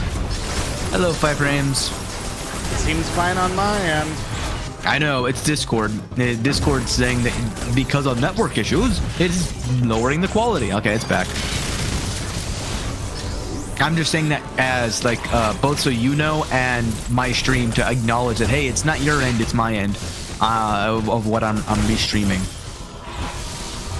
This is also the reason why I don't want to, like, do games together that we're not really playing together, only because unless we have a better way of sharing them, using Discord is not going to be fun if I'm playing a game and having to stream it to you. You know? Yeah. Okay, taunt me. Come on. There you go. I think, honestly, a game I was considering replaying with you was 7 Days to Die.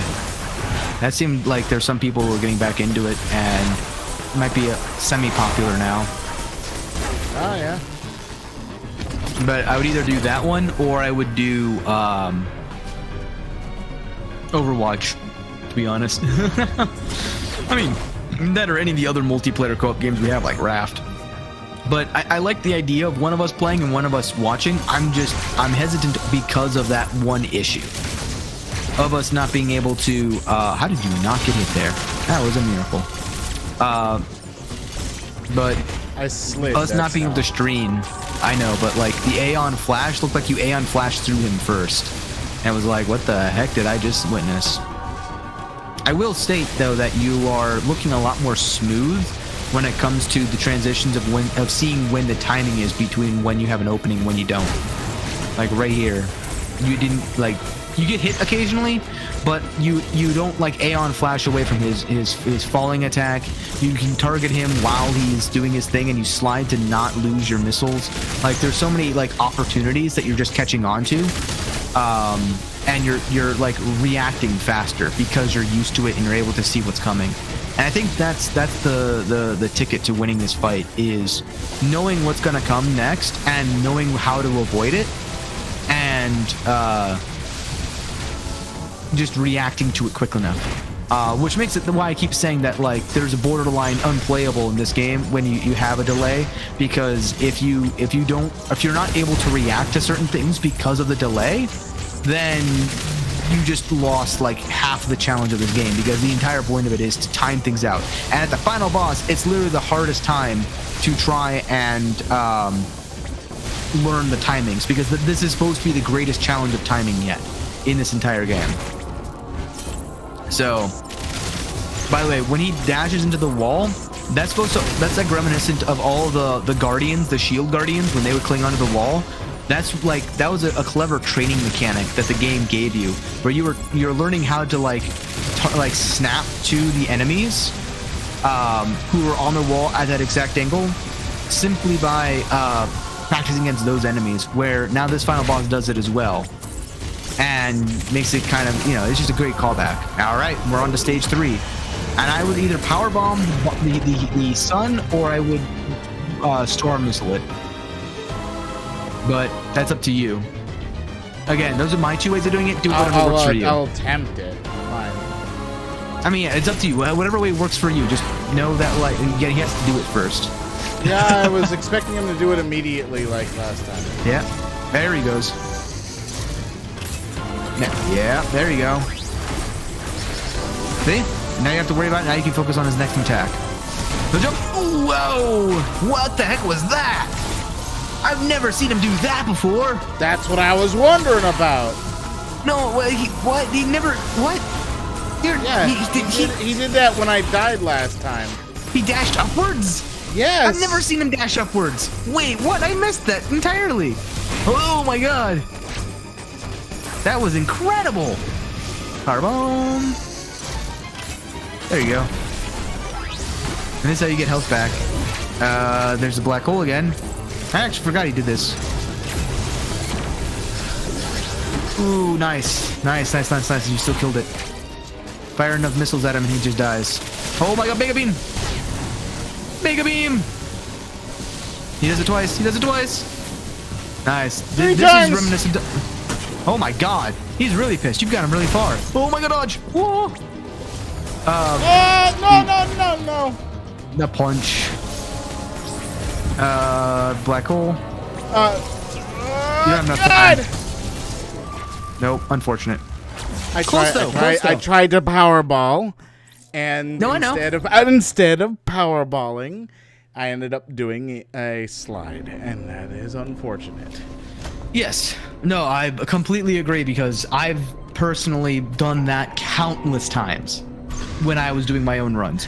Now I gotta do the second power stage bombing. again. Say again? Now I gotta do the second stage again. Dashing upwards is new to me as well. Yeah, see, I'm not the only one. That was the first time I've ever seen him, and I've completed this 100%, both hard mode and normal mode. I've never seen him dash upwards. I've never, ever seen him dash upwards. Well, I saw him do it twice. You're unique. You're special. I don't know what to tell you. Like, your ability to dodge those two is so uncanny.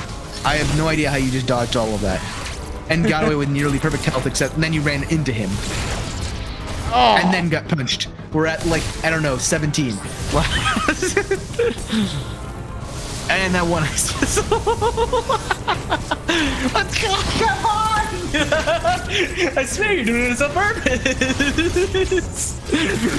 Oh, after that beautiful attempt, too. But yeah, destroying the sun with the power bomb will definitely help in the future. And then if you want to try to do the storm missile for the black holes, then you're fine as well. But that was impressive how you managed to find something neither Miguel nor I have ever seen before. And you took another punch. We're at 18. Put another one on the board, chat. Bonk, bonk. God. Bonk. I was in a rock and a hard place. I know. Thank you for giving me a second chance on this. Nice. Don't do that when I go to zoop, zap, zoop. Nah, he's gonna do that. You know he's gonna do that. He loves your zip, zap, zip, so he can do the thing. Oh my god, you cut it close. So close. He's gonna punch. Gee, that was like... that was like 2 seconds too late. Really? On my end, I said punch as soon as he punched you. You said it a little I swear. late. Is there a delay on Discord then? I don't know, man. Also, you haven't really been hitting him a whole lot. You know, the goal is to get his HP I to 0. know what the goal is. Oh man, punch. You're an asshole. You realize that?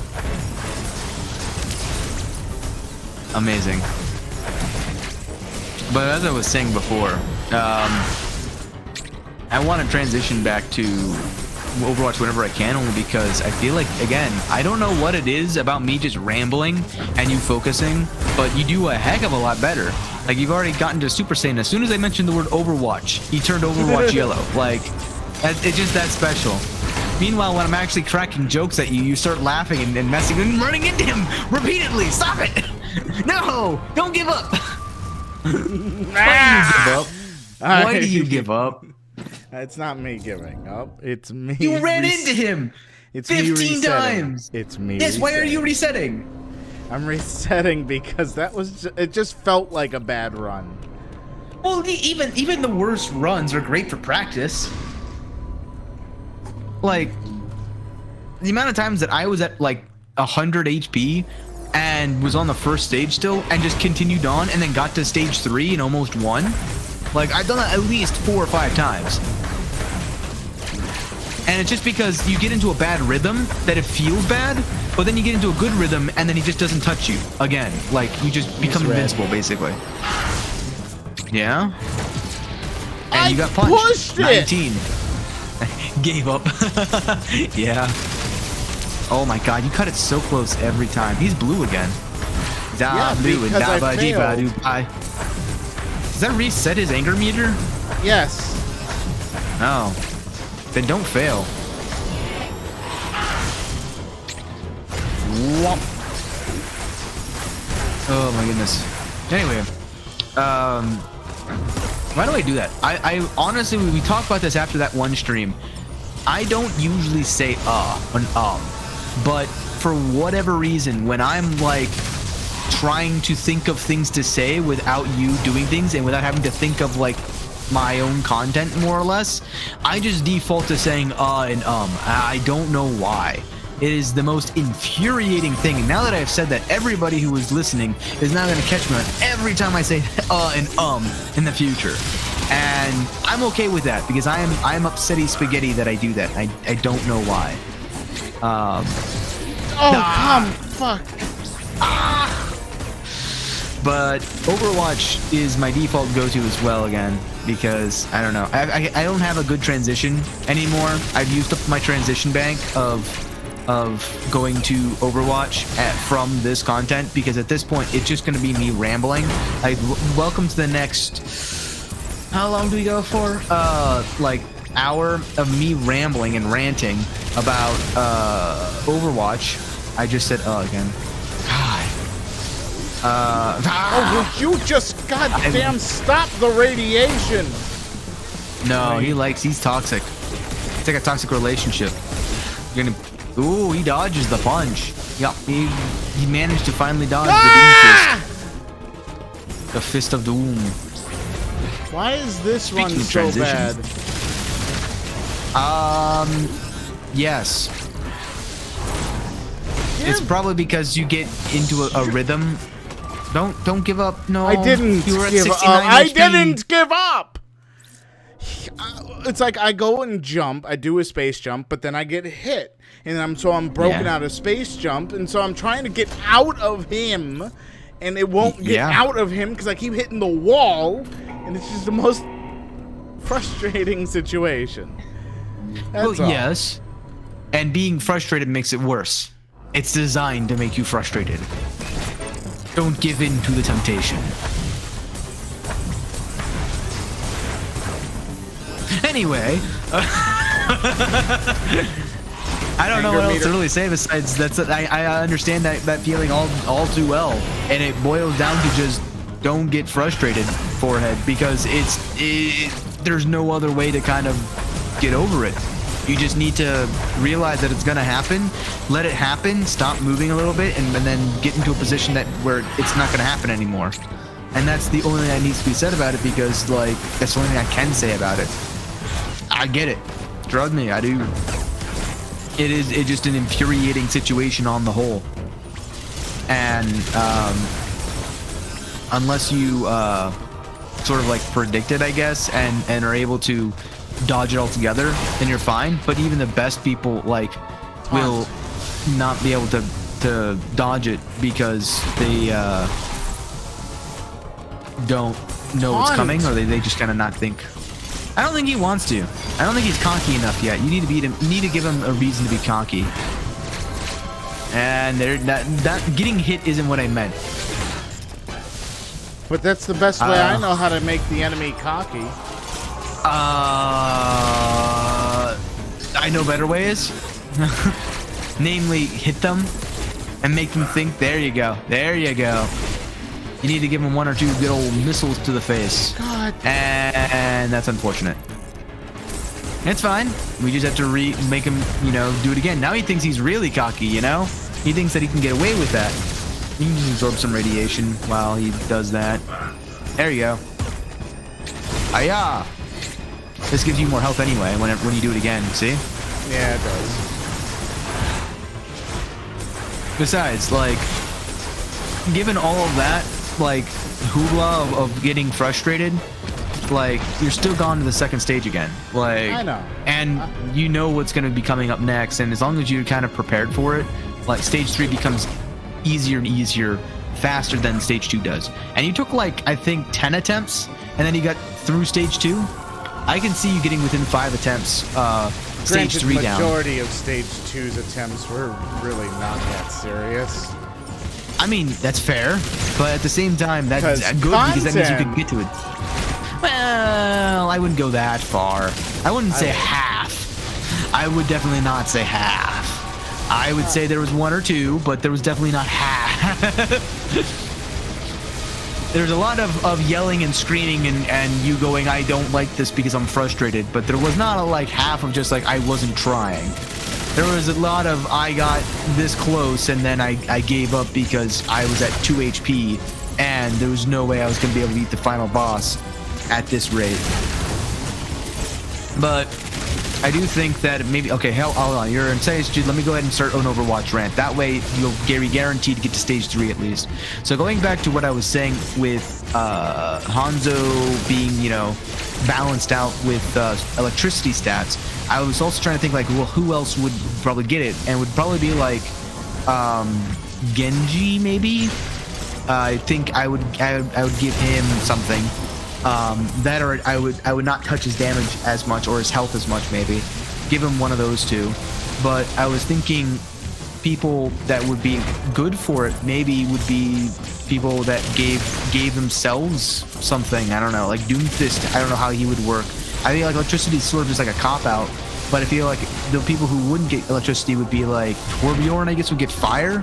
Torb, Farah, Junkrat would get fire. Reaper might give you a darkness element, but I feel like that would be too broken, to be honest. Although it would make sense canonically. But then you would have like Moira would be able to give both light and dark energies.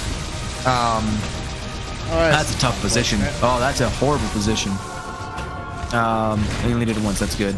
But then you would have Ana who would be able to give anti still. I don't know what anti would. Anti would just be its own ability, I guess.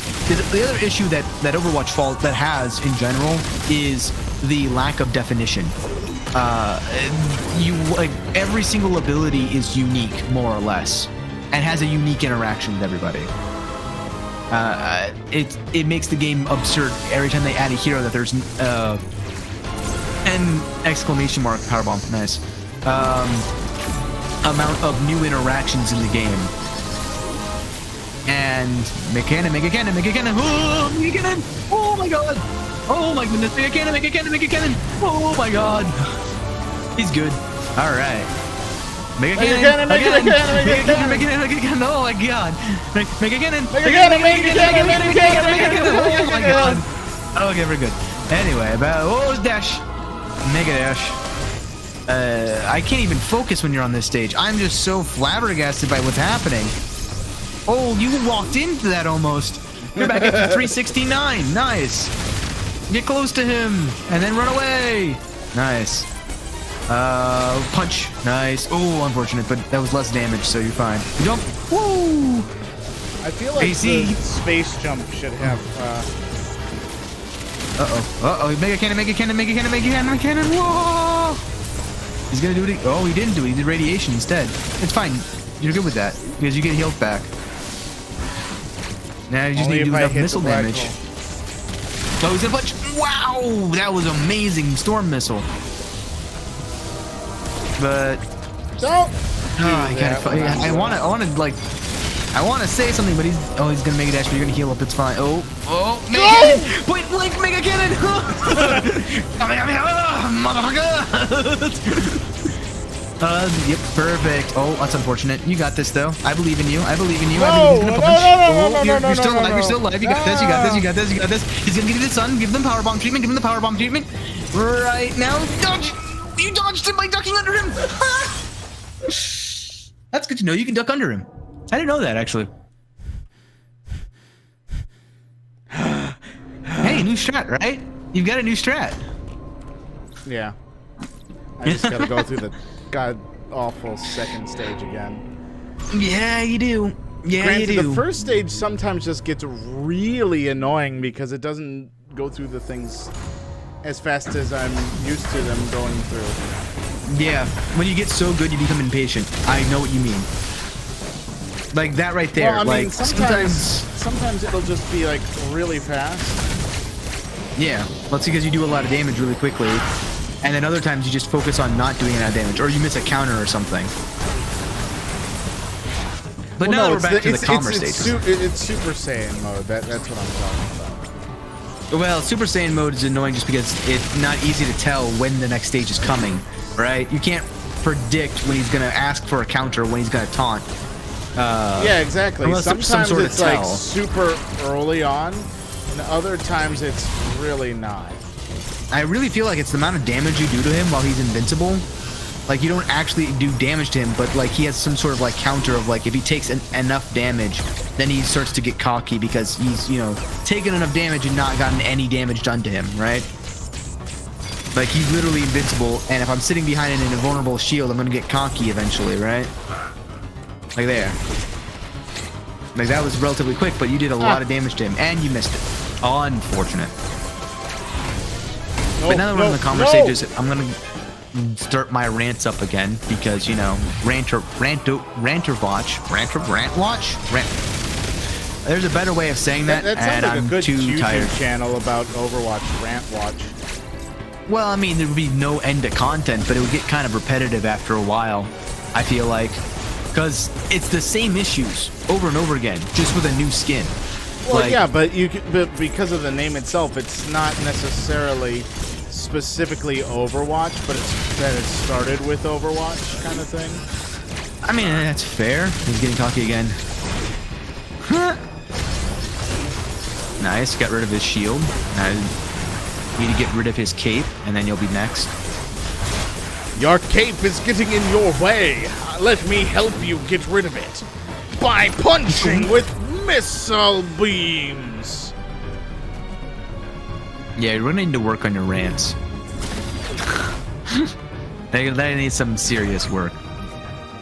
But I feel like I have a decent idea. I just don't know how effective it will be, because it'll be abused and it will make the game a lot less new player friendly, because it's another thing that people are gonna have to learn, right? And that's the number one thing right now that Overwatch kind of doesn't need, is another thing for people to learn, because one of the issues is how unique all the interactions are, and that's the only flaw I really see in some of the things that I'm saying right now.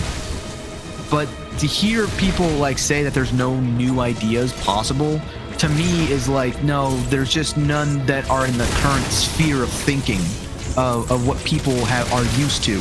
Because what people are used to is the devs make a broken ass hero who's broken upon launch and then missile punch. Nice. But the broken heroes in general are just sort of what is the usual upon launching the hero, and it's usually a hero that solves a problem that yes, I know, by the way, my stream, I have no like frames anymore. It's like 2 frames a second. I know that.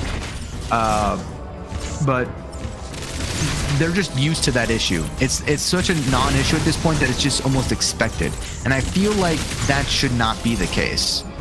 I feel like it would be better if it had just common terms. Like, why is it that the anti-nade prevents all healing, and there's no way to cleanse it, no way to get rid of it, except Zarya's bubble. Zarya's bubble is the only thing that can cleanse anything in this game. Except Zarya's bubble can't cleanse Hack. Why is Hack the only thing that can't be cleansed with Zarya bubble? Like, what are these why is Bastion immovable and unable to be moved when he's inside of his sentry mode? But then Halt will move him and he can be charged out of it. Hey, we're up to stage 3. I can't see anything, but we're at stage 3 at least. Yeah, so we're at like, stage 3. But yeah, there's a lot of interactions that are just like so unique. Like, why can Diva delete every single projectile except for Rock? Why can Genji deflect every projectile except for Rock? Like, why does Genji have a directional deflect? Meaning that, like, I can deflect McCree, his flashbang, but if McCree hits me from the side, or flashes over my shoulder, Mega beam, mega beam, mega beam, then it just goes off. Nice. A single missile. That'll show him. He's gonna do radiation. You're fine. Go punch. Pionch. But yeah, I feel like that right there. By the way, you can morph ball that we found out. Mega man. Ooh, he got you with the mega beam. Hit you with the mega beam. Hit you with the mega beam. Gotta go away. Ooh, okay. He's doing it 3 times. Three times. Why are you inside of him? Oh, mega beam. Mega beam. Oh, you're in him again. Get out of him. Oh, he got away from you. He didn't like you. He thought you smelled funny too. Nope. You still have time though. You still have time. Oh, don't get too close to him though. Ah, you're good. You're fine. You got this. He's gonna super dash you, but it's fine. I want this. Mega beam. Point blank mega beam. What is the point of seeing of a single wing? Let me tear it off real quick. Oh yeah, true. Oh my goodness. Fire on my laser.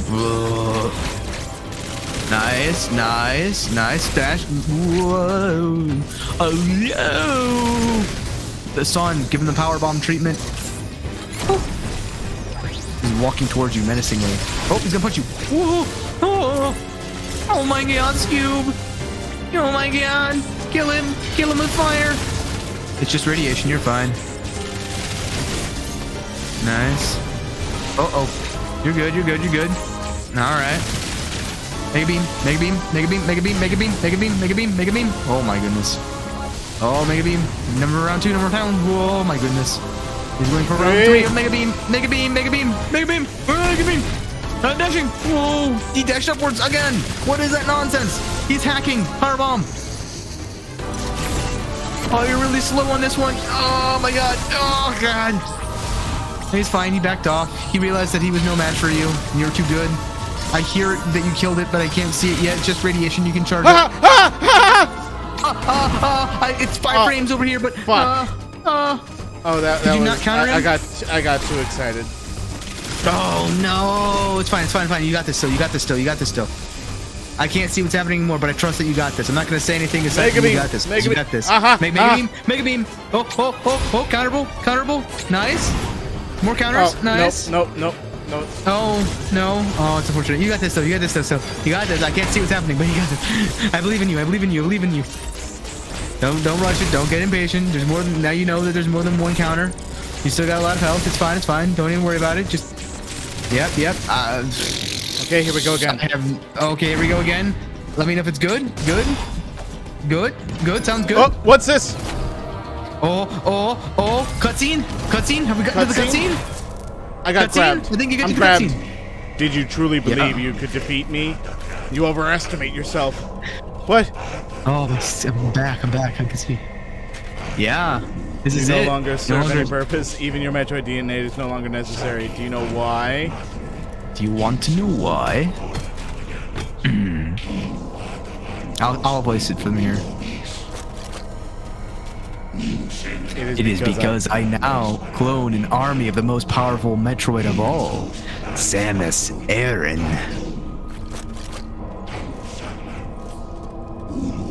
No one can stand in my way, not even you.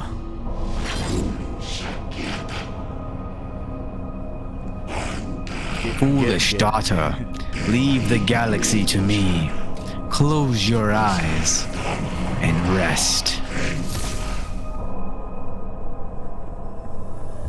Yep, that sounds pretty good to me. Power is everything. You're right. Power is everything. So I'm gonna wake up and kill you. Dun, dun, dun, dun. What's going on? What? Why is my claw? Why do I got claw? You have claws now. No. Claw and eye.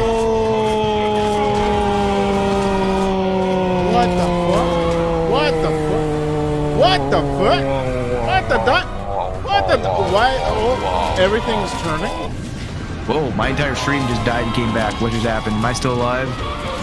This is the best part. Why am I green? Why am I green? You'll find out in a second. I am still alive. Okay. Samus my stream's dead. Snot ass. What? My stream died on my end. What happened? That's not good. My It's stream fine, seems but to now be you get the fine. best part. My stream That's seems to good. be fine, guys. Yes, that's good. That's what's important. Why is my stream dying? No. Whoop. What? I look like a bug. Yes. I don't know what's happening. My Twitch is like freaking out. Why is my Twitch freaking out? Oh god. The guy gets hit with an X parasite. Yeah. And he becomes The final boss? yes. Network error. What? I'm on. Oh, I have 2 viewers. Fire, first fire. Hold it down, hold it. Yes, shoot fire. Yeah, it's gonna fire after a little bit. Oh, you died. Oh, it is? You died. Oh my god. You had to hold it down. All you had to do was hold it down. What down? What I was taught The was fire hold button. R. I was taught hold R, it will charge up, and then I fire. Oh my god, it starts here. Oh, thank god.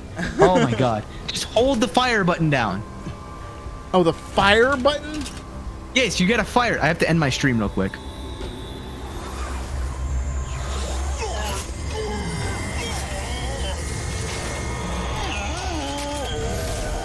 Because that is not made clear. That is... Yeah, I mean, that's why luckily it starts you here. Yeah. Okay, I think I'm back. Hopefully I'm back. I don't know. My brother has made it to the end. I'm sorry that you guys missed the end of the cutscene. But, oh, maybe I'm not live yet? I don't know what happened. Yeah. My Twitch is just dead. My Twitch has just died. Oh, well. Die, Kraid, Dad Kraid. He's not dying. There he goes. Oh, God. Why is my it says that I'm live, but it doesn't say that I'm live. Why? What? Like, I'm going to my sites to see if I'm live, and I'm no longer live. What is going on? I don't know. Yep. It's unfortunate. Oh, Now I gotta wait. run. What? End sequence. Yeah. What do you think happened? Now you get this beam! The mega beam! The beam of death! Where am I running to? Up? Up! Up! Get out of here! Go! Fire! You can blow open those doors now. You run around, do the thing, while I figure out what's wrong with my stream. This is the end of the stream. Why are you powerbombing? Okay, sure. I gotta figure out where Screw I'm attack. shooting. Okay. There you go. You got this. Apparently I am not live, so I'm gonna cancel that, and I'm gonna cancel out of Streamlabs, and I'm gonna reopen Streamlabs. I have no idea what happened. I'm running for my life. Yes, you are. Let me see about my encoder settings. Maybe my encoder settings are on CPU and it's causing some sort of issue. No, it's on NVINC new. Let me just try the original NVINC, I guess, and see if that fixes it. Where am I supposed to go? Just keep going. Get out of there.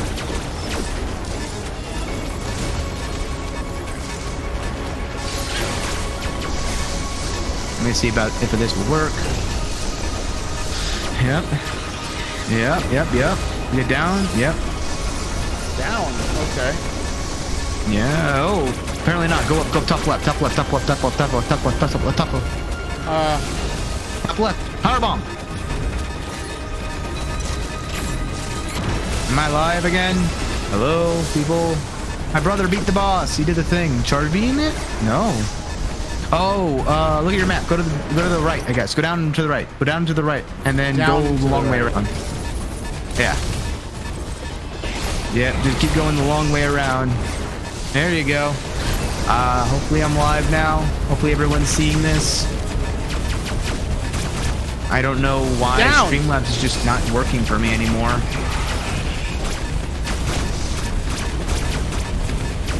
Streamlabs is just broken on my end. I don't know if I need to like log out or not, but I'm not able to stream.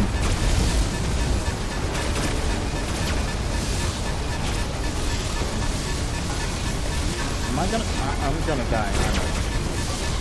Probably. Screw tech through that. Nice. You can go up. Yep. Yep. Screw through it. Why am I? It's like I wasn't even live in the first place. Yeah, I gotta end my stream and then log out, I guess. I don't know what happened.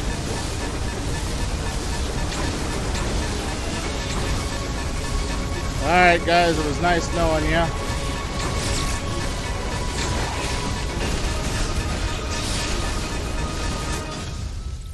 I really don't know where I was supposed to go. It's fine. That's perfect. This allows me to get back in on the train. Oh yeah, you can just hold the fire button the entire time, yeah.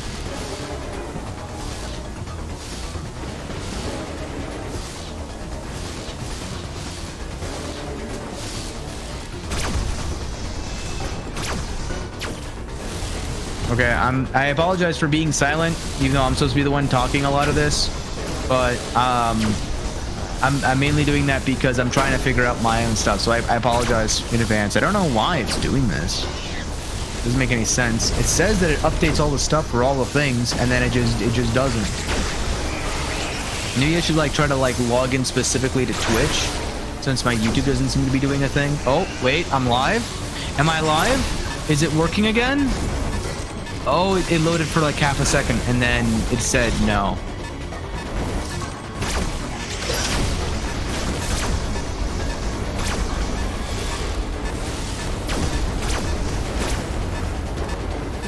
Why is... Alright, I'm just gonna try streaming just to Twitch. Or just to... yeah, we'll just do to Twitch.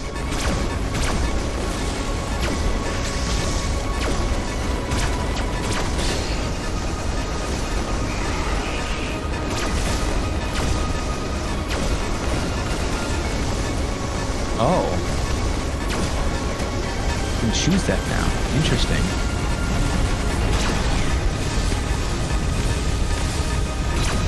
What is going on? Everything's blowing up. Oh, I see. Well, yeah. Yours is you're understandable. Yeah, I get that.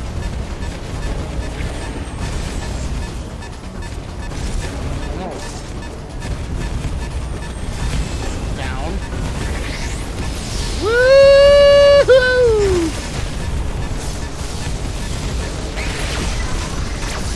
I'm supposed to go this way? Oh!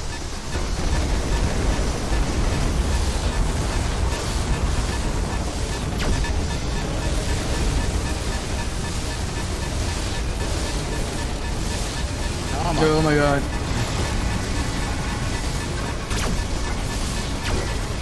Aha!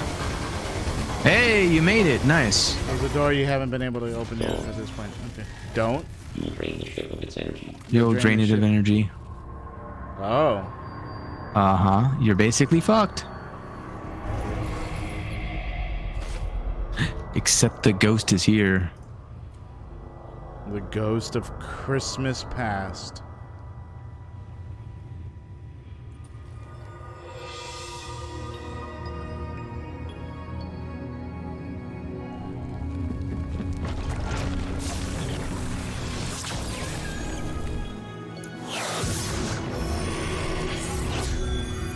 There, you're now stable.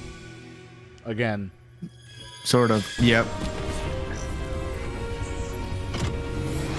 Okay, I'm gonna try to go live. You're a Metroid, Samus. You're a Metroid, Samus. Yep, that's exactly what it is now. Oh. I did it, lag and all. Oh, Told you hey, I look, was I'm good at back. this game. Specifically on On the Twitch. credits. Woo, we're here! Man, it sucks to everyone who missed that glorious adventure. What Oh, a man, that's such a- finale! Oh my god, you guys missed a lot. I mean, when they blew up the whole planet, and then when they had the beams that shot out, you became the final boss, and you were turned into a Metroid. Oh my god, dude! Like, the worst part is I'm only half kidding. Even infected with the X, Grandpa is still cool. Yeah, he is. Yeah. It's like that See, X here's was the just thing. like, I'll help you. Yes, exactly. But here's the thing, though, because now in this, so Samus has now both successfully tamed the Metroids and the X-Parasites, because in the beginning, she killed all the Metroids, but in the Metroid 2, she got a baby Metroid as her, like, pet, which the baby Metroid killed itself, saving her.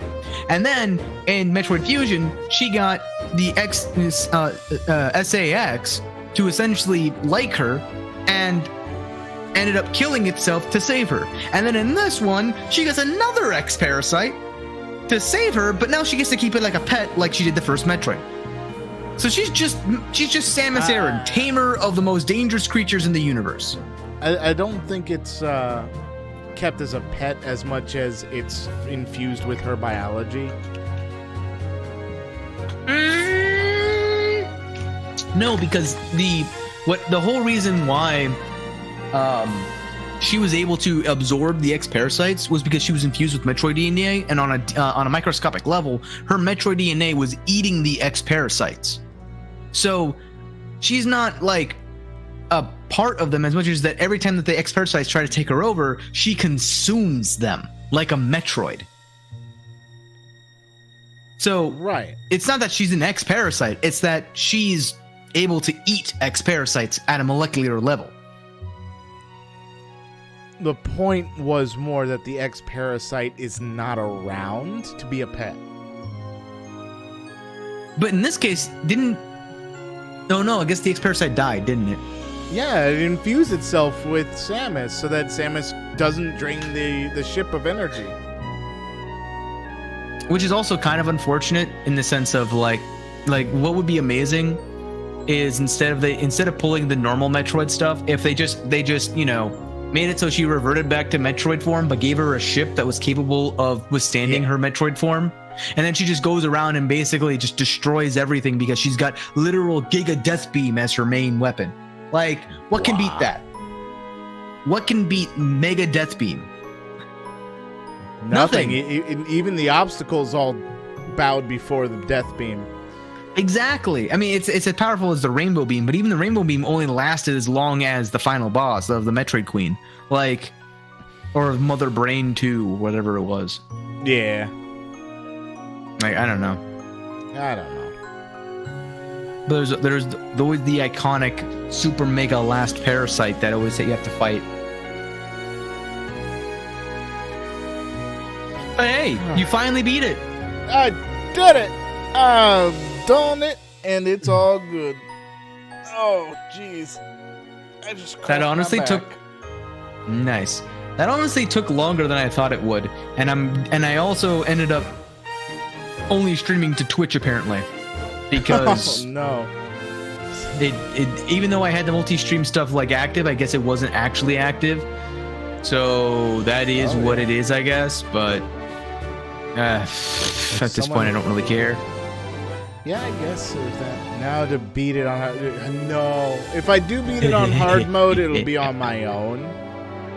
Yeah. If you want to watch an entire playthrough of hard mode, I have 2 episodes up on my YouTube channel. That's true. I beat it 100%. Arc. It won't be nearly as entertaining as this because it won't be 2 idiots laughing at each other's failures. But granted, even that's only one-sided, but still. Yeah. I have a question for you, bro. What? How I have a potential answer. How opt are you to do Noita tonight? Because we could save that for next week. Well, I was up to do it until my entire stream decided to die. Yeah, that's part of the reason why I'm asking. On top of that, we only got an hour left. Which that's true. That's like 3 or 4 runs of Noita, to be honest, though. True. But I'm also running at like... Yeah. I honestly want to know if there's a better way to like play a game that's... Oh, wait. Before I continue that thought, technically, even if we were to do the time attack run, I still win. Yeah. Yeah. By about 3 hours. Yeah. Yeah. That's I mean, hey, that's just the difference between practicing it and going through it all. Like, if you actually think about it, 3 hours is not that big of a difference in the total percentage of the game. Like, that's probably under 10% or under like 25% of your time, right? So yeah, well, I can say this. Under 20%. I was almost wrong. I thought it was going to be wrong? 15 hours. Oh. No. Yeah.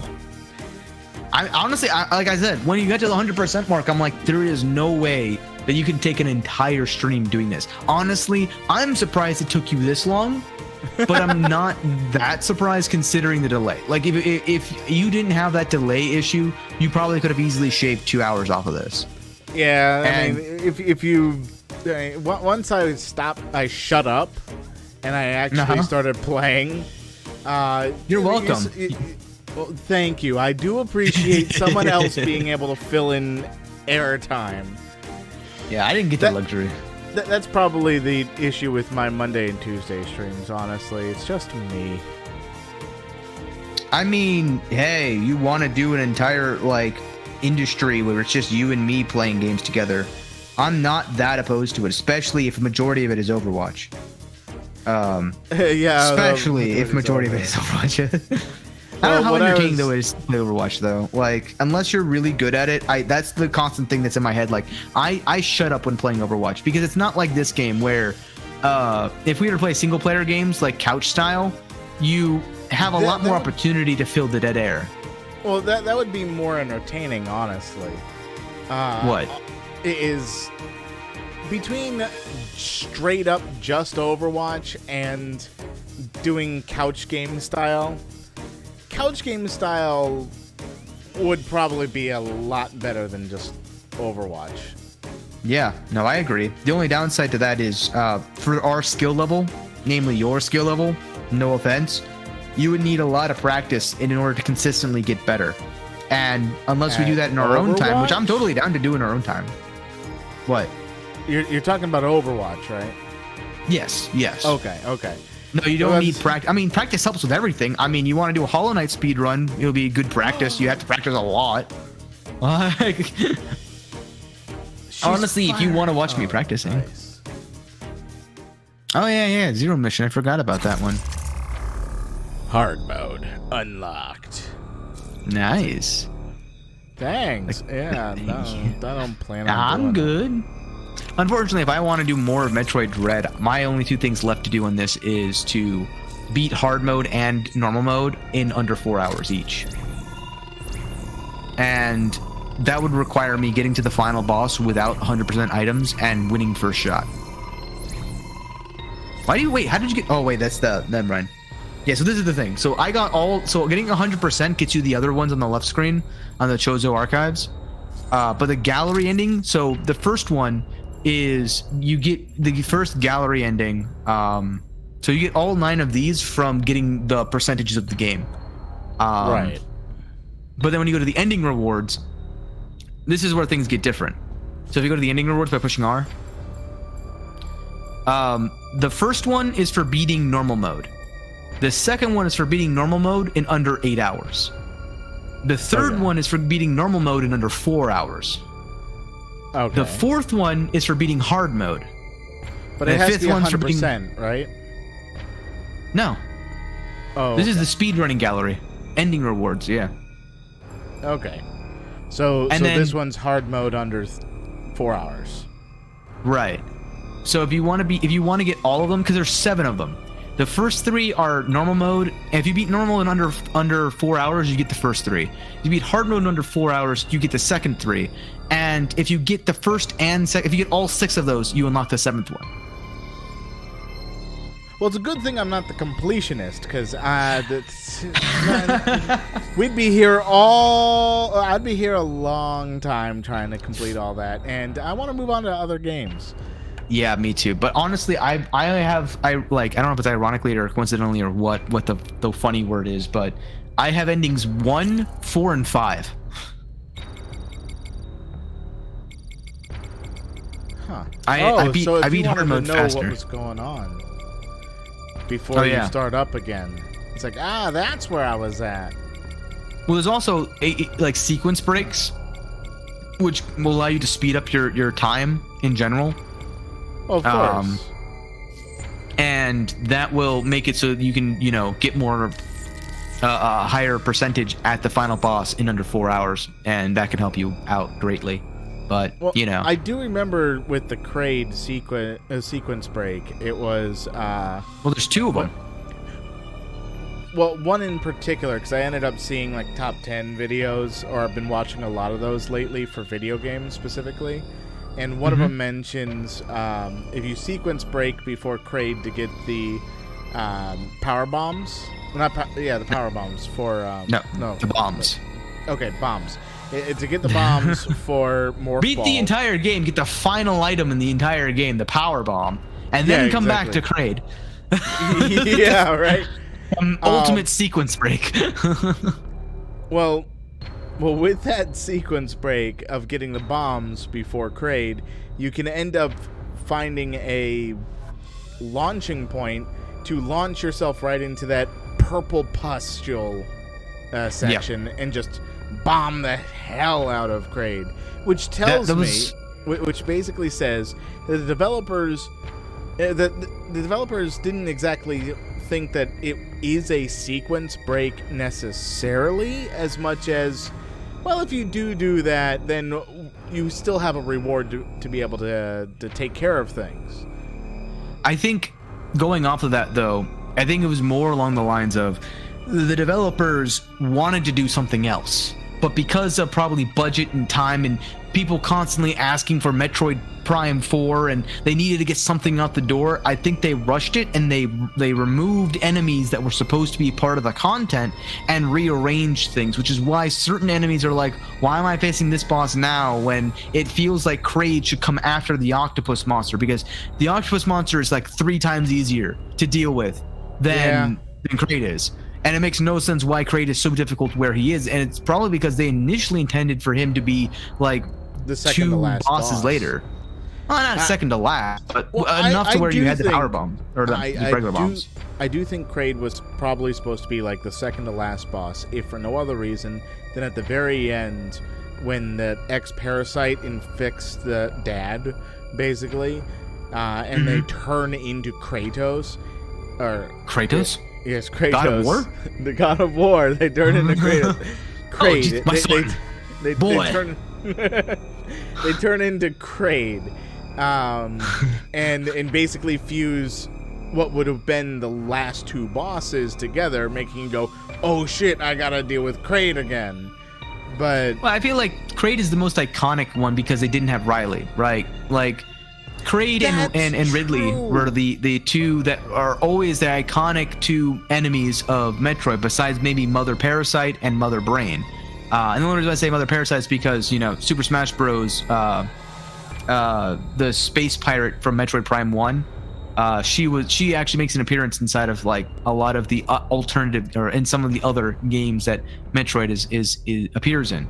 So yeah, Mother Brain. People know Mother Brain because Mother Brain. People know Queen Metroid because Queen Metroid. People know Ridley because the #1 rival of Samus is Ridley. He's in every game except for this one, if I remember correctly. No, there's 2 games where he's not in. I think this one and another one. What was? I don't remember what that other one. Let me Google it real quick while I'm talking because I honestly Metroid. Ridley didn't appear.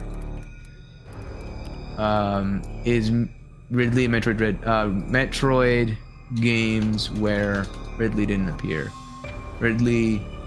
All right. So according to this, he died in Super Metroid Other M as a clone, and Metroid Fusion as an X-Parasite clone.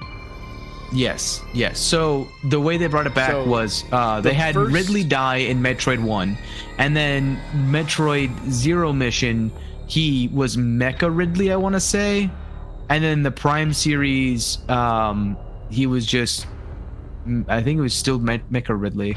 Or no, in Zero Mission he was still regular Ridley, and then in Prime, which is the alternate timeline, he became Mecha Ridley. He became Meta Ridley and then Omega Ridley. And then, I mean, he became a cyborg basically. Well, that was in Samus Returns. No. So in the Prime series, he becomes corrupted with the Phazon and gets infused with it. So there's Meta Ridley, and then he becomes into. Oh no, you're right. He turned him into a cyborg, and he's known as Meta Ridley for the entirety of the first Prime game, where he is a cyber. After his defeat on Zebes, his remains were recovered and reconstructed with cybernetic implants. I'm assuming from the Space Pirates then. And then he gets in the prologue of Metroid Prime 3 Corruption, he becomes Omega Ridley, where he's infused with Phazon. But he doesn't appear in Metroid Prime 2. No, Metroid Prime 2 was Super Metroid, wasn't it? No. Metroid Prime 2 was the one with the light beam, the dark beam, the annihilation beam, and the multiplayer. Again, yes. Like I said, Prime is a branching of Metroid. Right, but he didn't. He appeared in Metroid Prime 1 and Metroid Prime 3 as Meta Ridley and Omega Ridley, respectively. Right, but the Ridley appearances in the Prime series isn't counted towards what I was talking about with the main series Metroid. Well, the main series would then, if we go off of that, is there's Metroid 1 where he appears as Ridley, and then he appears in Metroid 0 as just Ridley, and then he appears in Metroid Samus Returns as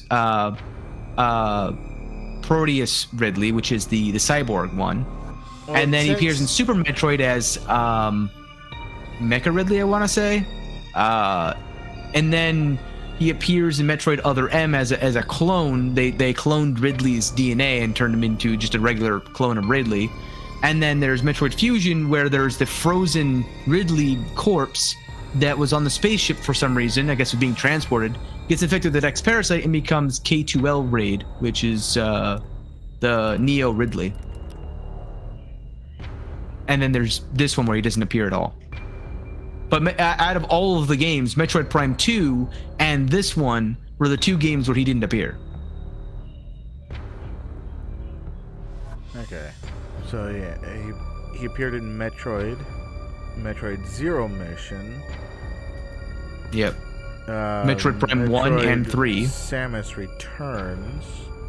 Samus Returns. Super Metroid, where he died.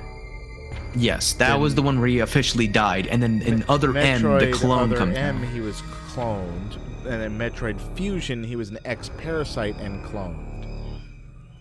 Well, cloned is, I guess, yeah. I think that's what happens with the X-Parasites. That makes sense. That's what the wiki page said. Yeah, well, he becomes Neo Ridley. No, I mean, like, when it says death. Under Metroid Fusion, it says X-Parasite clone. Well, so what I read is the emancipated corpse of Ridley's clone was transferred from the bottle ship to the Sub-Zero containment in the BSL station, where it was eventually infected by the an X-parasite. Using the corpse's DNA, the X transforms into an unnatural imitation known as Neo Ridley. Right, but again, the thing was an X-parasite of the clone, not an X-parasite of the original Ridley. That's what I was saying. That the wiki page was saying. Yeah. No, I agree. It didn't use those exact words, is why I was trying to clarify, because I don't know if it's one of those things where it's like, the mutants from the Marvel series, where it's like, well, no, they're not X-Men, they're not mutants, they're a totally different thing called genius. What do they call them? I don't even know. But I didn't know if there was like, it's not a clone. It's not it's totally different. It's not like other M at all. It's an imitation.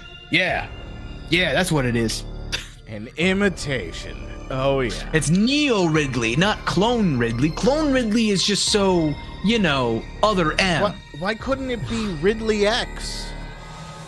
Right? I mean, I already had SAX, so like that would be too on the nose, Well, so they could have done Ridley X. It just sounds better than.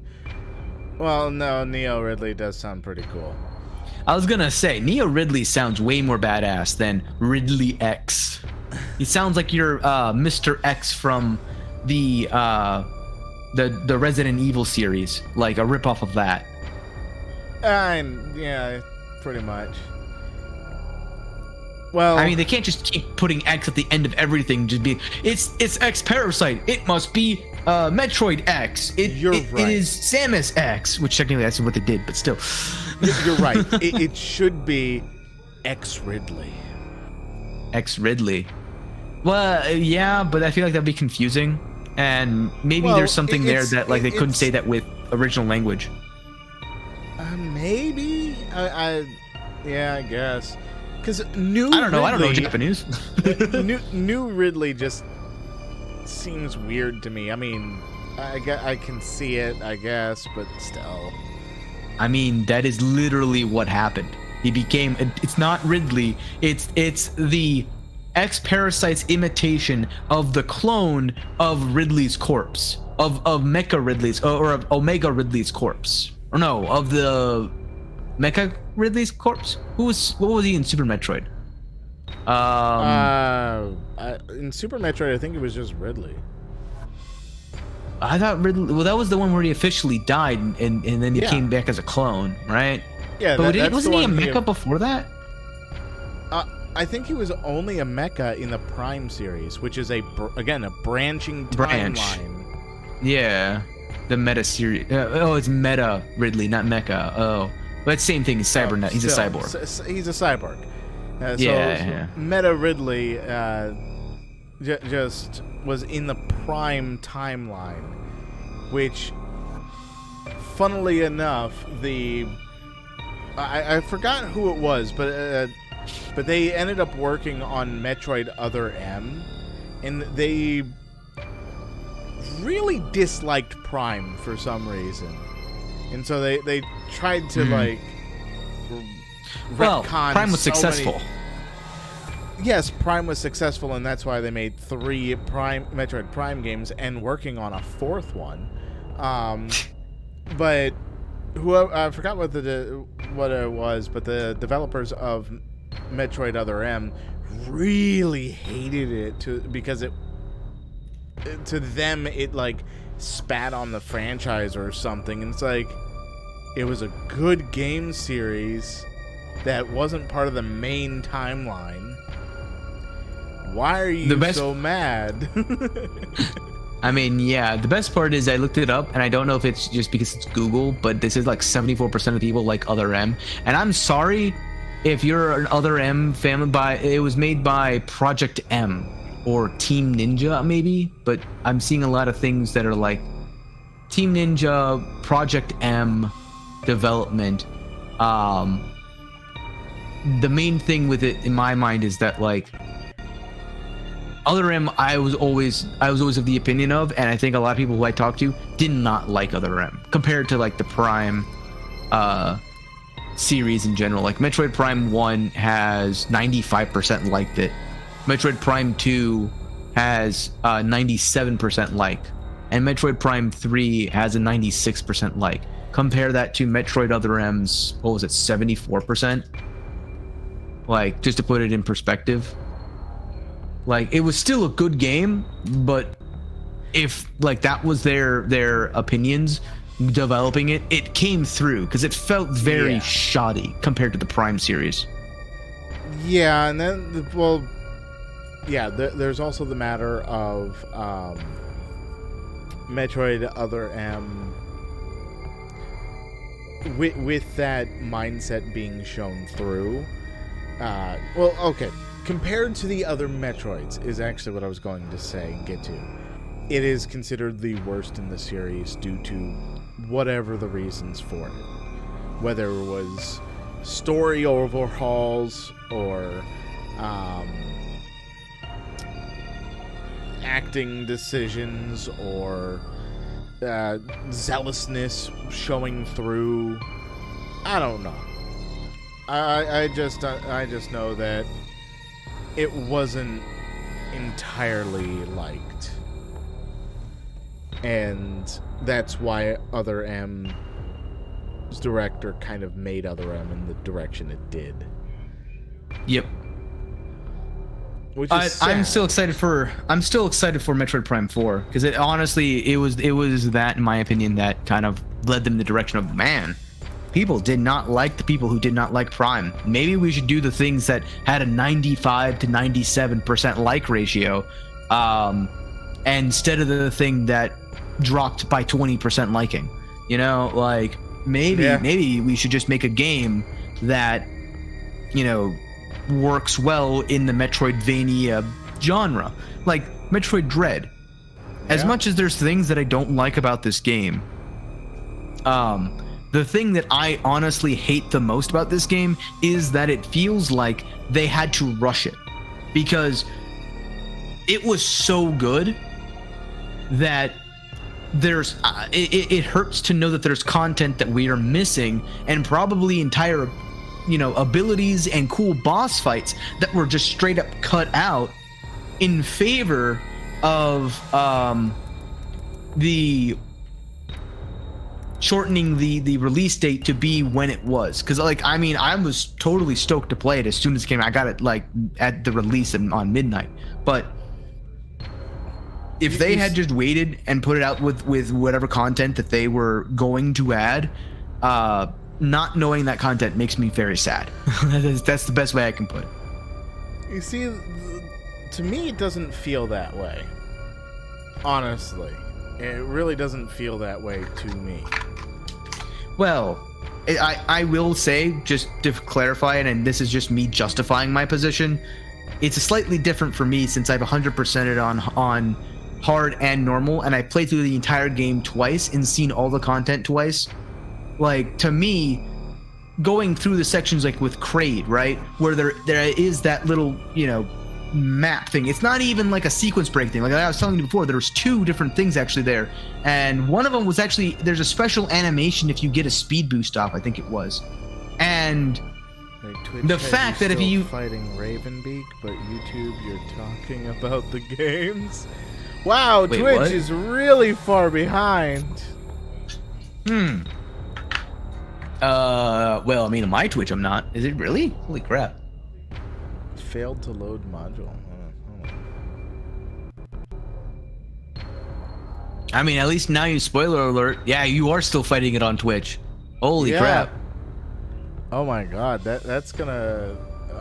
God, I don't know what happened. My Twitch is what caused me to, like, die, I think. So, that's interesting. But hey, now you know we beat it. Spoiler alert. Yeah. I won. Woo! Yeah. What was I saying? Oh yeah, the element with the Kraid, like the fact that there's people who are finding buffering. Special animations, and the fact that there's an entire map item that's just complete, an entire element unused in this game, to me just is like, why. Like Item? the bomb thing you're talking about, the sequence break.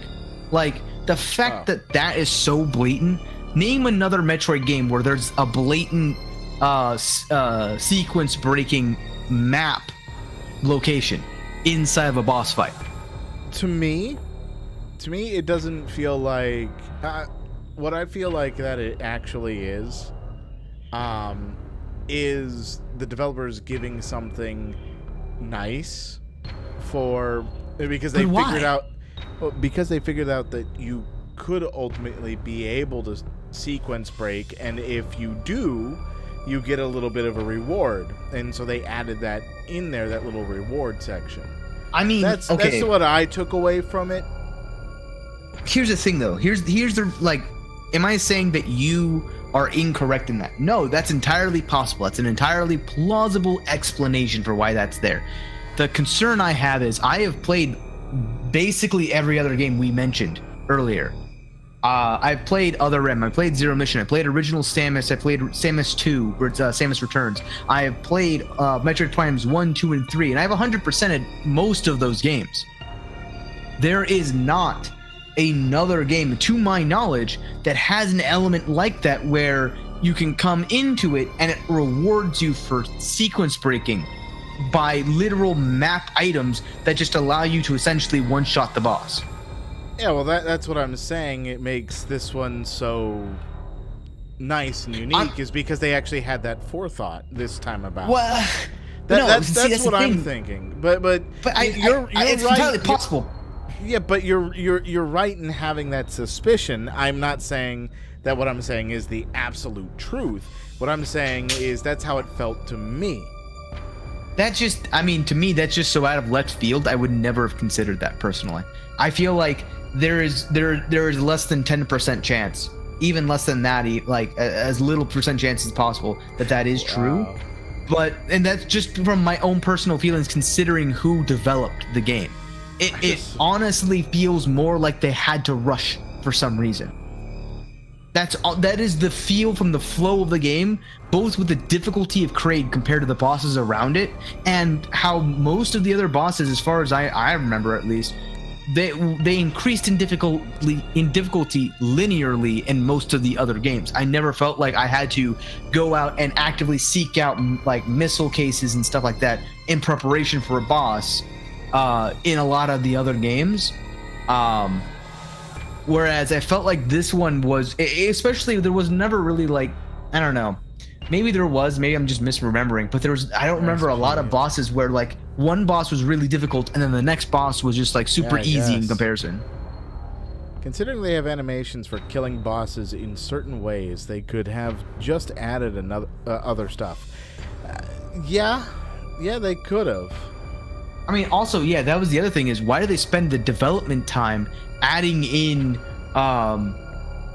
special cutscenes, special animations? That literally every other speed running special sequence break, there's no special animations tied to it. That's a great point. Like, this is the only game where there's special animations made and had to be like pre-rendered and put into the game for abilities that were not able to be used in that boss fight.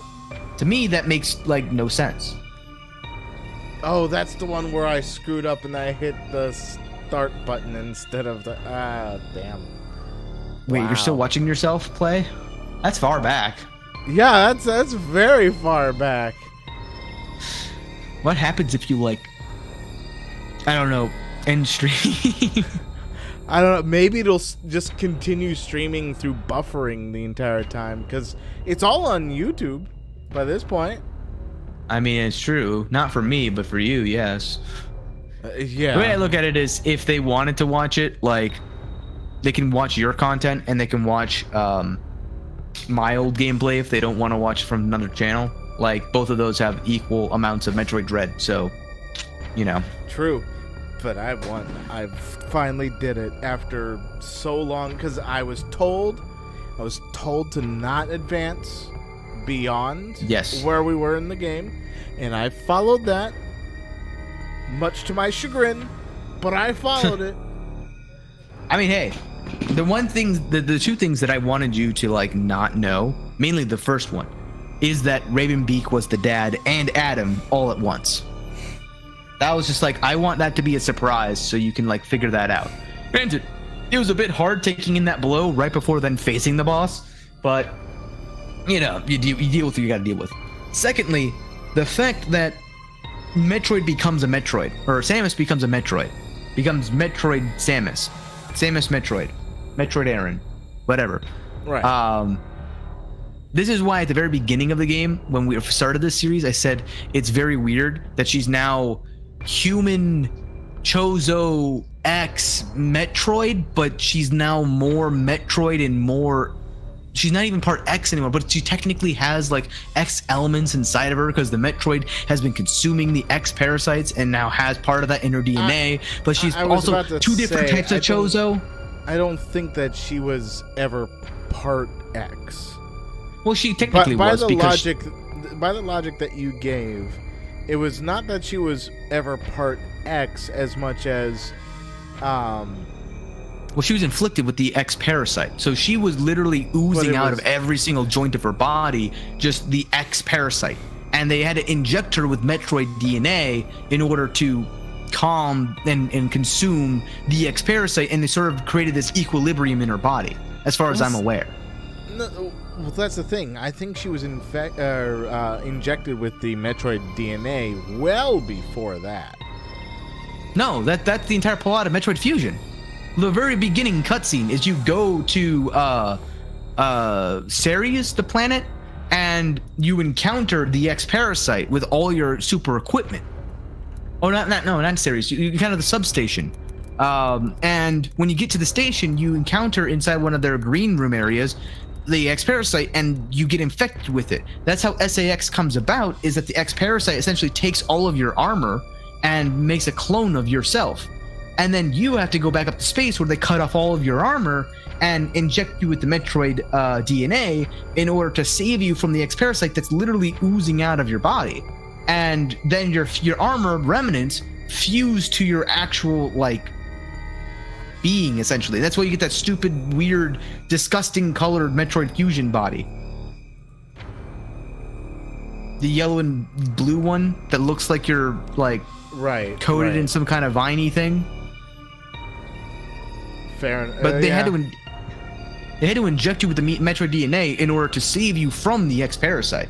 But that was, you know, before that you already had two different types of Chozo blood in you. The real question is, where did the human DNA come from in all this? Like, yeah, that's the real question.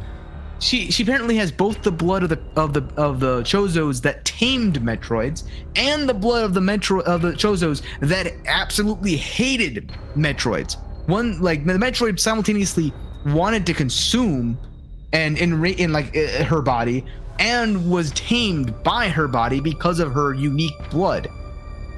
And it was only because she encountered Ravenbeak, her father. Human. She was born. So was she a clone then? Was she like manufactured? I think she was born human and then found, perhaps, and then cloned. But in this game, it said she had both Ravenbeak's and the grandpa's DNA within her. So unless she's a half Chozo, half human hybrid, and then she was injected with Metroid DNA. Unless that's how they healed her because of whatever injuries. I mean, I'd have to look into further the history. They injected the DNA in her, is what Mikkel just like the Metroid DNA. So she's basically a human who just got like steroid injections of different people, like DNA from different races. And now it's just this amalgamation that can consume any energy and include, like, shoot a giant giga mega laser as long as she's able to like awaken her Metroid DNA again. She's Ichigo from Bleach. Yeah, she is. That's a very accurate statement. She's everything. Oh, Yes, I'm a she's quarter part of that. human. I'm a quarter Chozo. I'm a quarter Metroid. I'm a quarter X-Parasite. I'm a quarter robot. I'm a quarter... Wait, that Yeah. was 5 quarters. What's going on now? I mean, hey, when you can shoot giga beam lasers from energy you consumed from the surrounding environment, you get to be 125% of something, okay? Yeah, right. You're breaking the freaking laws of physics. Nah, but yeah, this is the reason why that's when I started this. I'm like, what is she? Well, I don't understand, and you'll have to find out at the end of the game because like it's just that crazy. But I don't know where they go from here. Like, Metroid Prime 4 is going to be part of the different timeline, obviously, but like they stated exactly where they're going from here with from Metroid Dread. This was the end of this timeline. If they do anything else with Metroid, it'd be the Prime series. Well, it's going to be with the Prime series for sure. Though there is also the matter of, they'd have to reboot the series if they ever wanted to make new content under the Metroid name for this timeline kind of stuff. Kind of like what they do with Prime. Here's my opinion on that. 3 rules here. First off, please, Nintendo, don't continue the Metroid series in this timeline or any other reboots. Don't do that. Well, Second off, if you do that, do it only in the Prime series. Or third off, your third option, in my opinion, is fucking blue shift this. Like, make another person in the Metroid universe that isn't Samus Aran, and make them a focus character that you can kind of play and go through the entire timeline with that. Well, also, what I would say, if you do the blue shift option, don't call it a different name, but under like the Metroid franchise name, because the whole thing about Metroids is, in this timeline anyway, there's only one Metroid left, and that's Samus. Yes. Well, they made dang sure of that, because Metroid 1 was her killing all the Metroids, and then her Ridley, I guess, blew it up or something. I don't remember who blew. I think Mother Brain actually initiated the self-destruction sequence back then. And then Metroid 2, 1 survived and became the queen, giving birth to a bunch of other ones, and you're sent out to hunt down all of them again. And the only one that you end up like, quote unquote, saving is Baby Metroid, who then ends up dying anyway to save you from the Mother Queen. So yeah, there literally is this whole story arc, as you said. They're dead. They're long gone. The only one left is Samus. The only issue that I have is, I would say if they're gonna reboot it, that's how I would reboot it. Is go back to when Metroids were still a thing, back to the same, like in parallel with Metroid 1 and 2, and like maybe a timeline between those two, where you got, in Metroid, I mean, let's look at the Metroid Prime series. Metroid Prime 2 is one of the only times, actually no, let's take it to Metroid Fusion. There were, like, soldiers dead in Metroid Fusion on the ship. Right. Meaning there's plenty of options in the colonies in the Galactic Federation to, like, what's about the story with Adam? Expand the story of Adam, maybe. Right, okay. Again, I'm going to go back to the interview that was... Because they did say that for this timeline, this was the end of Samus's journey. So they don't plan on making any more Metroid, quote-unquote, main series titles. If anything, it'll end up being very similar to how Legend of Zelda ended up being, where there's like 3 different timelines that could be advanced. Right, Timeline but that's 1 what I'm saying. would be Prime. Timeline 2 was the main series one, which is done. And then reverses too, but yeah. Huh? I would say reverse because Metroid came first before Metroid Prime. So technically, the first timeline is this. Second timeline is the Prime series. Bro, semantics. Yes, I know. For clarity, for brains. That doesn't factor into what I'm saying here. It kind of does, but doesn't. Yeah.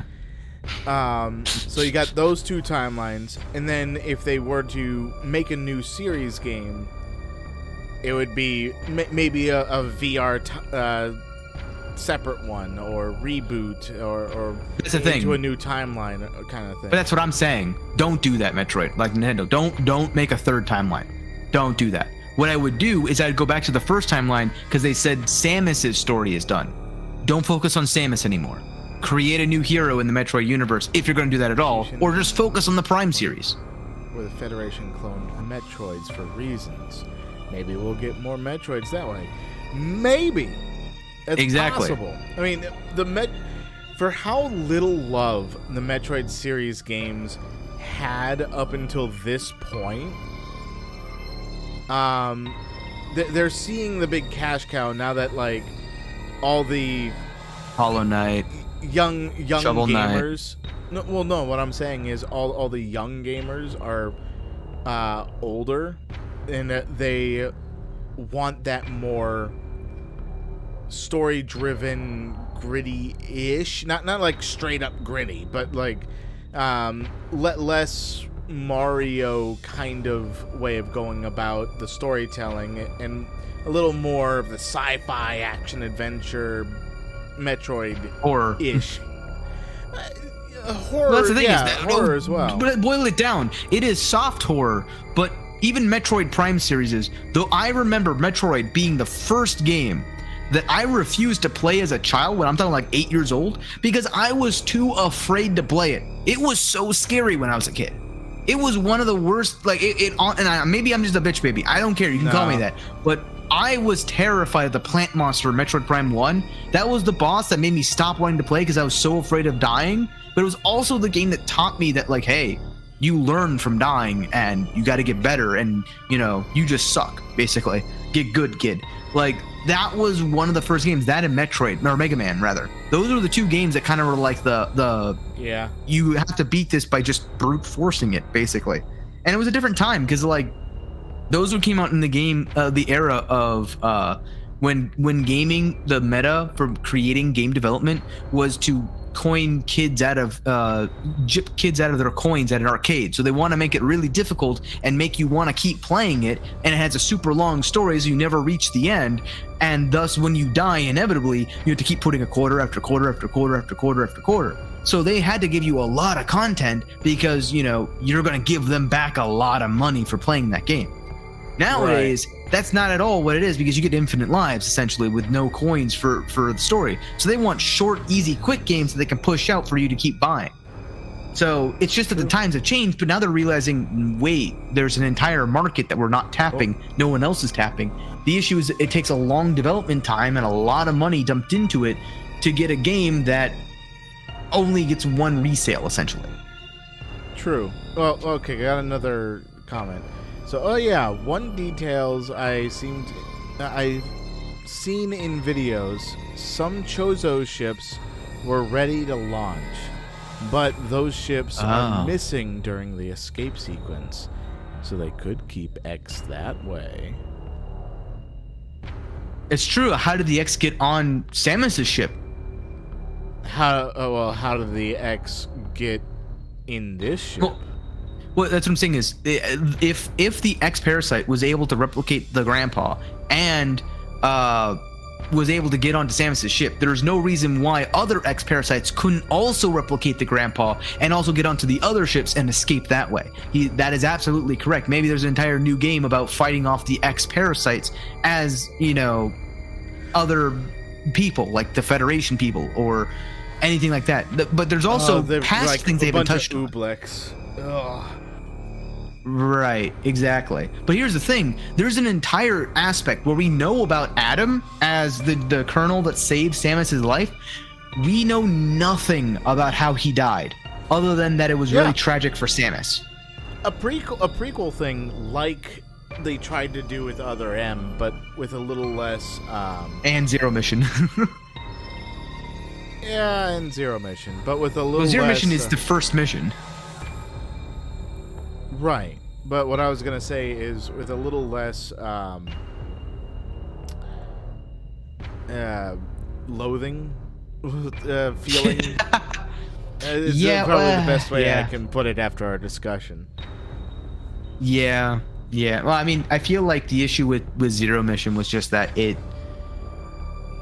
I don't know. To me, I think the number one issue with it is that it felt too easy in comparison to other games that were in the same, like the other Metroid games. But maybe that's just me looking back on it. Well, that was the first time that I got good.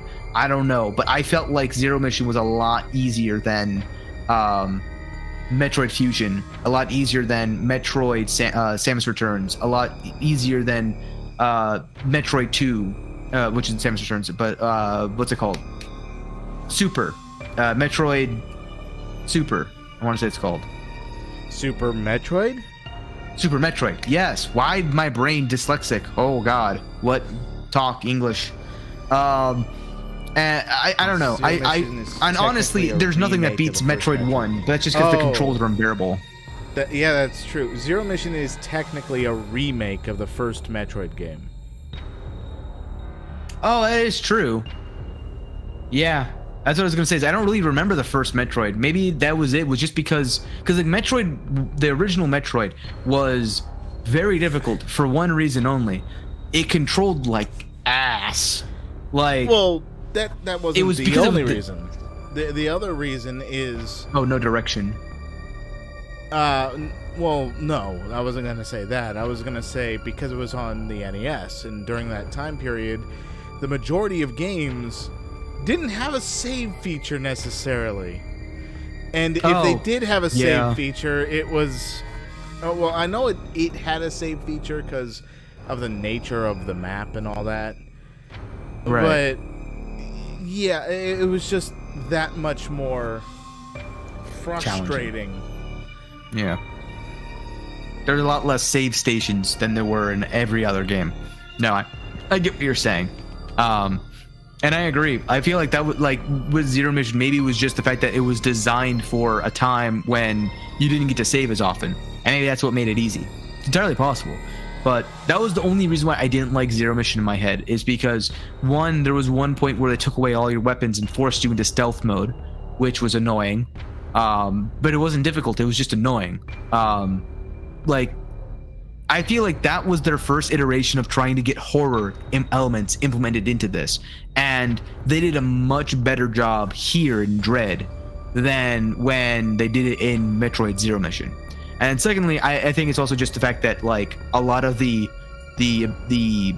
designs in Metroid 1 were limited by the era. And if they were remaking it, then, you know, you're remaking things that were limited by the technology of the era, so they couldn't do super fancy like moves and combinations of attacks and whatever, because they just didn't have the capacity to do that back then. So that could be why Zero Mission felt super easy. But I don't remember anything that was super negative about it. I just remember that it wasn't like as challenging. It didn't give you that Metroidvania challenge like a Hollow Knight, because let's face it, Metroidvanias were the original Dark Souls of 2D platformers. That is their claim to fame. Yeah.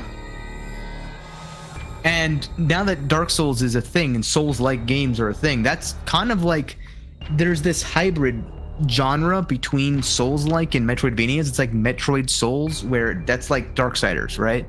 Darksiders is like a Metroid Souls game where it's not difficult. It's a Metroidvania-esque game where it's a single continuous map, and you have to go back to get your upgrades and stuff. A 3D Metroidvania. It's a 3D Metroidvania, exactly. But to me, that's just a Metroidvania.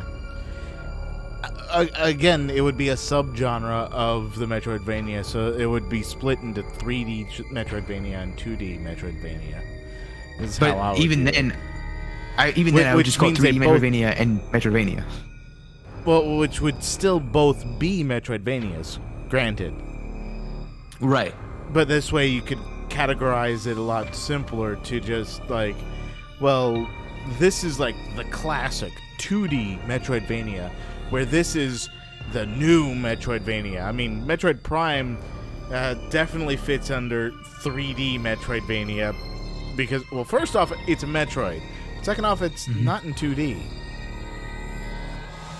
Yeah. Also, I'm going to switch to a chatting scene so that way we're not constantly going dim.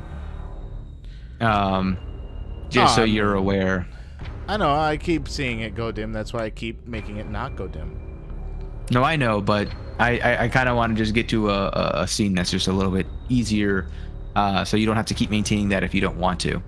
Just I'm letting fine you with know. it. I mean, we're only got like 4 more minutes. I mean, that's true. You could also just end early if you want, because I do want to also talk to you about what we were talking about, what I was rambling on about during the actual fight, which is the Overwatch stuff to be continued. Like, because here's the thing, if we just play Overwatch once a week and we're aiming to improve, we're not gonna really improve. Not for like the next 2 years. Well, if that's I the would case, say, then I'm not gonna have the time. No, yeah, exactly. But that's what I'm saying is, we need to decide what we want to do with that, if we want to do that at all. If instead we'd rather play a different game. I only brought that up because I have no friends who want to play Overwatch. Like, that's just the long and the short of it. I play Overwatch for my own fun because I have bursts where it's fun and I have bursts where it's not, and it's mainly when I play it for too long, too much, that I begin to realize that, like, I'm just burning myself out. But at the same time, I recognize that it's a matter of continuous skill, where if I am not playing it constantly and practicing my aim constantly, my aim degrades, and out of my 3 skill sets, my aim is my highest category because I practice on Widowmaker. My game senses sucks and my positioning is meh at best. So my head goes back to just, I need to keep practicing, because that's the way you get better at aim, is just keep practicing. Yeah, I get it. But if we want to play tank, that's totally not aim at all. That's true. No aim, no brain, Winston main. Honestly, if we did play Overwatch, I would not be wanting to play it in terms of, I'm trying to improve on the game, because it's like, I don't really care that much about improving at the game, if that makes sense. And that's entirely fair. The only counterpoint I have to that is I don't think it's fun to watch content-wise if you're not trying to do that. Well, that's why I'm saying, like, every once in a while would be all right, and we just play for fun to play.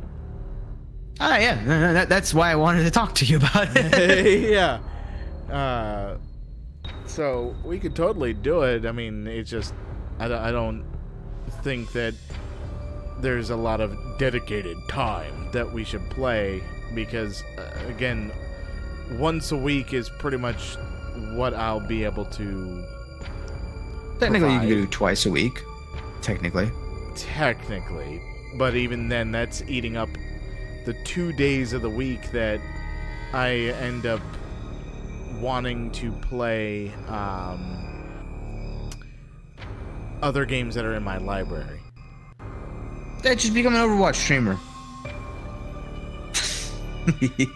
Yeah. Well, part of the reason why I'm doing this stream in the way that I am is I am trying to be using up my games in my library. So Okay. I want to be, because I was either gifted or purchased a boatload of games, and just to have them sit there digitally without touching them at least once is something I don't like the thought of. And just dedicating myself to one game is not something I feel like I can do. No, I totally get it. I'm at the state where I've been not buying a lot of games that have been coming out lately, just because I am the same way. And trust me, I truly do get it. My issue comes down to I don't really have a lot of games that necessarily that I want to play that are stream worthy, but at the same time, Overwatch has become a thing where it's just dead content, where I'm just sitting there trying to improve while streaming it to everybody so I can do double tasking. And it's fun for me, but it's not fun to watch, in my opinion. But if I look at like my games, like half the games I don't even know if I'm allowed to stream, and the other half it's like, well, right. That'd be a lot better if I was streaming with somebody, I guess. But And we can figure that out later. Thank you everyone for joining us here for Brothers Play Night. Miguel, Yep. thank you for all your insights and joining us on the stream. It's very helpful. Thank you. Oh yeah. On Monday, I do plan on continuing my Kataria Fables play. I did get it on PC just because I can play it better on PC by itself than, which I have found, as opposed to through the Switch. Which again, I'm definitely gonna need second monitor. Yes, I understand second monitor. I need to figure out a placement for second monitor. Okay, but whose fault is that, mister? I got fucking the whitest screen possible. Well, fucking, what is it, 32 by 9? It's either that or I don't do streams of the Switch games, because I can play the Switch game by just pulling it out like I normally do and play that way, because it is a portable gaming device, just no streaming. Well, yes, that is true. Besides, the majority of games that's on the Switch is on PC, with the exceptions of Nintendo-specific IPs. Just mount it. It'll be fine. Until next time, thank you for joining, and have fun, everyone. Peace. And on my end, thank you all so much for joining me on this grand adventure, joining us on this grand adventure. And until next time, remember, stay safe and don't get lost in the abyss.